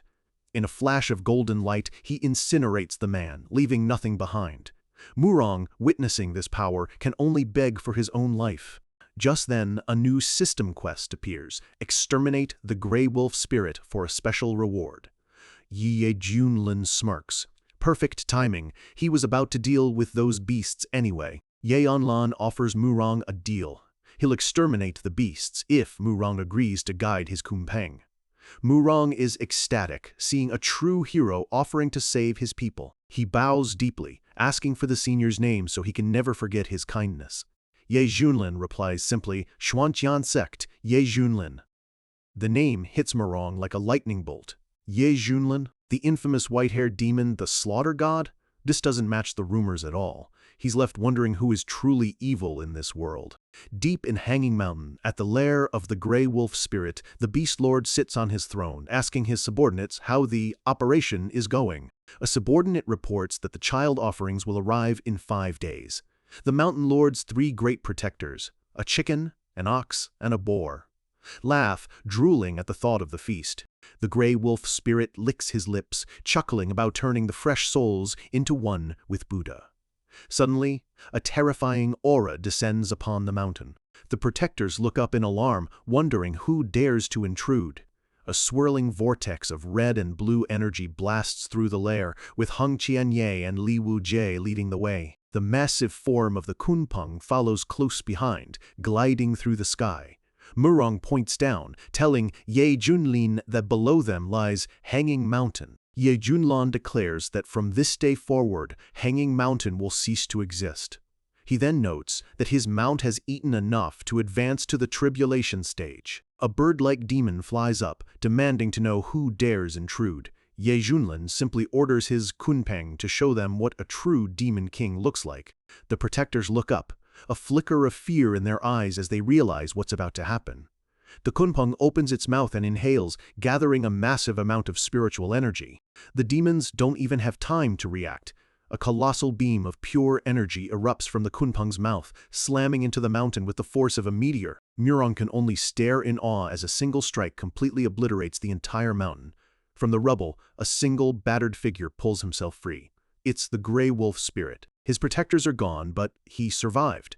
He's a tribulation-stage demon beast. He snarls, realizing they underestimated their foe, and vows that they'll pay for this. It's clear that these so-called monks are nothing but snakes hiding behind Buddha's face. Ye Junlin declares that today he will strip away their facade and show the world their true, disgusting faces. A monk greets them, asking how the Hanging Temple has offended them and offering to provide a just explanation. Image, Shaf 5-4 Versi. The battle at the Hanging Temple is about to erupt. But why is the draft so rough again? Looks like the artists are running out of steam. When the holy hide behind secrets and sin, true justice doesn't knock it, kicks the door down. The gray wolf spirit pulls himself from the wreckage, his body battered but his rage burning. He can't believe he was beaten by another demon beast. He snarls that he was careless and vows revenge. He boasts that he's ruled this land for 500 years with the Hanging Temple backing him, a power that even kings don't dare provoke. He screams at the sky, warning them that they messed with the wrong wolf. Suddenly, a massive, ethereal projection of a meditating monk appears in the sky. The gray wolf spirit doesn't care who it is, yelling that he won't spare anyone who dares disrespect him. The phantom monk slowly opens its eyes. With a casual swat, a wave of golden energy slams down, effortlessly crushing the gray wolf spirit. Murong is stunned. Just a phantom of the Hanging Temple's abbot is this powerful. Li Wuji remarks that the strike could stop a peak tribulation master. Hong Qinye, now at that stage himself, is insulted, but Ye Junlin cuts him off, confirming his suspicions. The abbot is indeed protecting these demon monks. Ye Junlin decides to respond in kind, gathering a massive ball of fiery orange energy. He unleashes the attack, which collides with the phantom's power in a blinding explosion. The gray wolf spirit looks on in absolute disbelief. Impossible. There's no way anyone could match the abbot's power. He realizes this newcomer's cultivation is so high, he can't even sense it. Terrified, he drops to the ground and begs for his life. Ye Junlin looks down at him coldly and simply says, "You built your little fortress right in my path." The gray wolf spirit promises to scram immediately and never return. But Ye Junlin has a question. "You plan to run back to the Hanging Temple?" The beast eagerly agrees, offering to introduce the senior to the temple. Ye Junlin smiles. Perfect. He's been wanting to visit anyway. The gray wolf spirit is overjoyed, thinking his plan to lead this fool into a trap is working. But as he turns, a demonic, bloody energy erupts behind him. He whips around in terror, but it's too late. Ye Junlin's voice echoes in the darkness. "I never said you'd be going alive." With the beast dead, Ye Junlin turns to his disciple. He tells Li Wujie to pack up the wolf's head, saying it'll make a fine gift for the abbot. Murong bows deeply, thanking the senior for saving his people. At that moment, the system announces the quest is complete, rewarding him with a mysterious new sword. Ye Junlin smirks, eager to test its power. Meanwhile, at the Hanging Temple, monks ascend the long staircase for a grand assembly. The temple itself is magnificent, a symbol of peace and purity. A disciple reports to the abbot, Shuyun, that the Dharma assembly is ready. The abbot calmly dismisses him, but inwardly he's troubled. The tracking mark he placed on the gray wolf spirit is gone. He knows only a handful of people in the entire province could do that. He dismisses the thought, deciding the beast's death is simply karmic retribution for all the trouble it caused. His only concern is that whoever did it doesn't make a scene and harm the temple's pristine reputation. On a nearby cliff, important visitors have gathered for the assembly. The crown prince of the Pure Land nation boasts that the abbot's last sermon has made him confident he could stand against a demon emperor. His younger siblings listen, the brother teasing his sister about her own recent claims of improvement. The crown prince challenges his brother to a friendly spar when they return. The princess just looks towards the temple, hoping this assembly will help her comprehend new truths. Inside, Abbot Suyun begins his sermon, preaching about taming one's heart and guiding all beings to nirvana. But his serene sermon is cut short. A group of figures lands directly in the middle of the assembly, startling the monks. A guard monk points a finger, demanding to know who they are and yelling that they've trespassed in a holy place. Ye Junlin lands softly, simply stating, "I'm here to deliver a gift." He tosses something that shatters a stone plaque, enraging the monks. Ye Junlin just scoffs, calling them hypocrites. He declares that he's here to collect a debt for Pandang. The royal siblings watch, realizing this has far-reaching implications. The monks have had enough. They surround the group, ordering them to be seized. Li Wujie steps forward, his eyes glowing with red demonic energy. He just smirks. "You think you can?" In a blur of motion, he unleashes his blade, effortlessly cutting down the monks who charged him. The crown prince is impressed by his skill. An elderly monk watches, recognizing that trouble has arrived. He knows this must be handled carefully. Abbot Suyun floats down, his expression calm and benevolent. He asks how the temple has offended them, promising to handle it fairly. Ye Junlan just looks at him with a cynical smile. "Keep acting," he says. "You sure are good at putting on a show." The abbot continues his act, claiming it's all a misunderstanding and asking Ye Junlan to provide a reasonable explanation for barging in. Ye Junlan holds up the glowing image, capturing Pearl. "Here's my explanation," he says as he tosses it into the air. The pearl floats above the courtyard, glowing with an intense blue light. The monks stare, and one of them recognizes the face in the projection. "It's Elder Pandang." Another agrees, glad that someone finally took that disgrace down. The pearl begins to play the recording. The entire assembly watches as Pandang traps innocent cultivators, declaring his intent to murder them all and frame Ye Junlan. The royal siblings are shocked. Why is a monk from the holy temple working with the white-haired demon? The abbot stares at the projection, his calm facade finally cracking. He realizes with horror that the whole thing was recorded. Image, Chafe Vicissit 050, the recording continues, showing Ye Junlin stepping in to save the cultivators just as Pandang was about to kill them. The crowd murmurs, putting the pieces together. Pandang wanted to kill them, but Ye Junlin stopped him. A hanging temple elder pulling such dirty tricks, it's unbelievable. Ye Junlin crosses his arms, a smug look on his face, thinking, "Let's see how you explain your way out of this now." A holy temple's darkest secrets have been exposed, and the man who did it is enjoying every second of the chaos. In the courtyard, Ye Junlin casually tells his youngest disciple to get behind him, as if he's just waiting for the show to start. Across the way, An Miaoyi watches, completely captivated, thinking he's a true hero. Abbot Suyun's face is a mask of pure fury. He points a trembling finger at Ye Junlin, his voice shaking with rage, accusing him of being a demon who framed Pandang to ruin the temple. But Ye Junlin just looks back with a small, knowing smirk, as if he knew the abbot would deny everything. Before the abbot can continue, Ye Junlin makes his next move. With a casual flick of his wrist, something grotesque flies through the air, landing with a sickening thud, the severed head of the gray wolf spirit.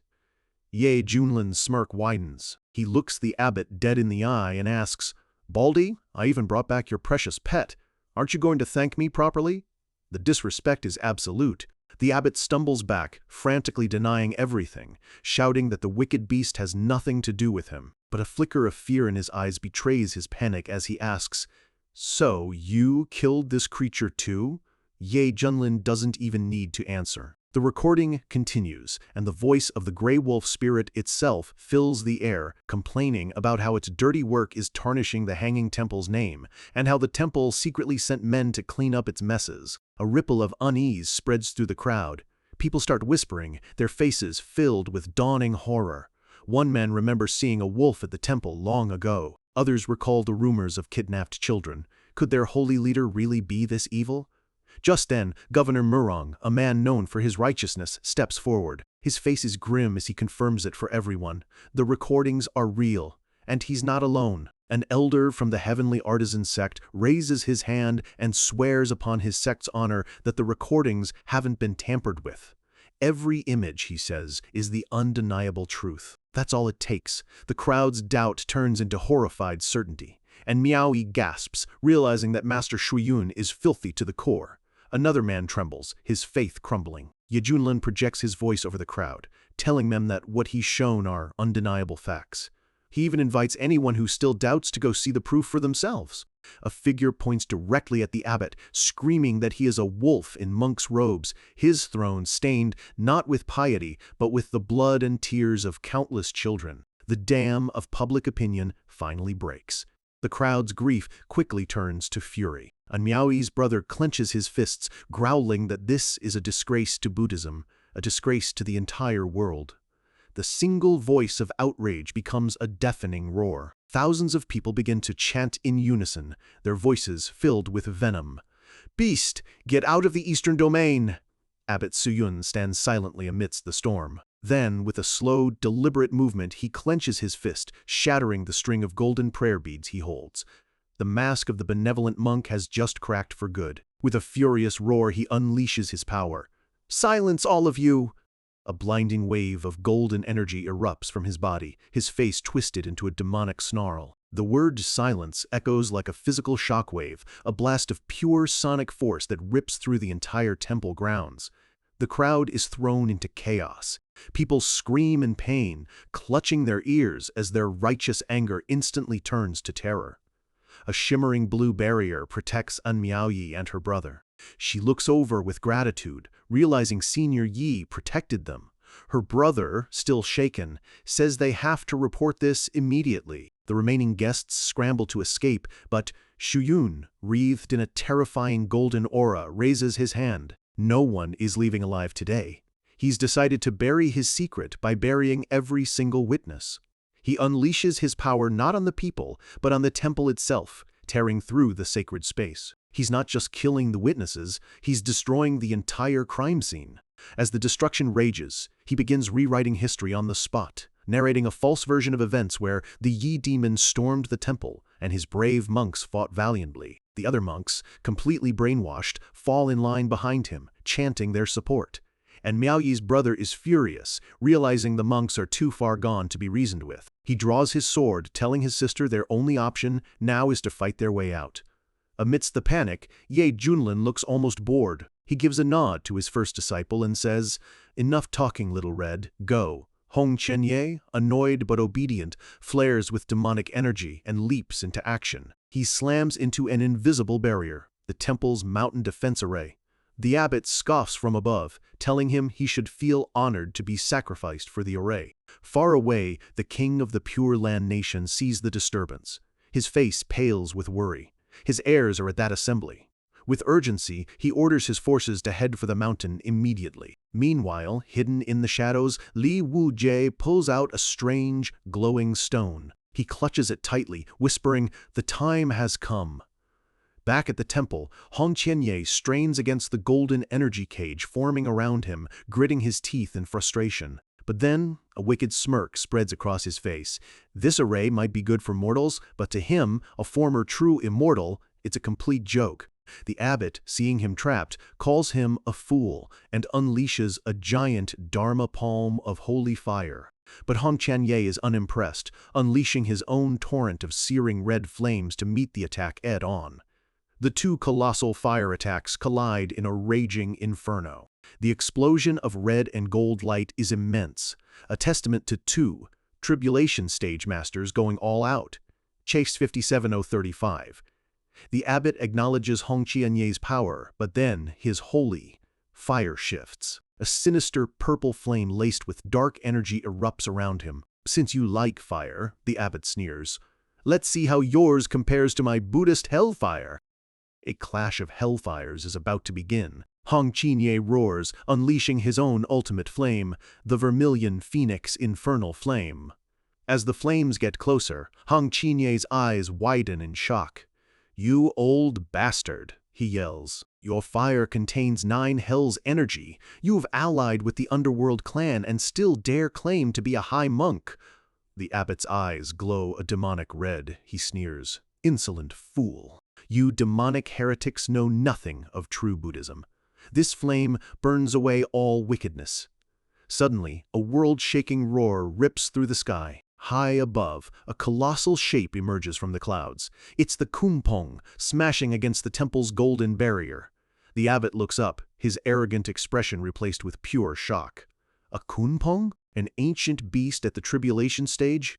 He realizes in an instant Ye Junlin must be behind this. The kunpeng unleashes a massive beam of pure azure energy, a pillar of raw power that slams directly into the golden defense array. Just then, two small figures leap from its back, landing gracefully amidst the chaos. It's Bai Xiaozi and Xiao He, shouting in unison, "Master! Senior brother! We're here to help!" The abbot scoffs, regaining a sliver of confidence, sneering that a mere kunpeng can't break his array. But inside, Hong Chunyai just smirks. Is that so? Bai Xiaozi and Xiao He shout together, "Let's break it together!" They unleash their own attacks, which merge with the kunpeng's beam, forming a tricolored storm of destruction. With a deafening crackle, the combined power is too much. The holy defense array, the temple's ultimate shield, shatters like glass. The abbot can only stare in utter disbelief. How is this possible? That beast, and now even his disciples, are at the tribulation stage? His last line of defense is gone, and his understanding of the world is breaking apart right along with it.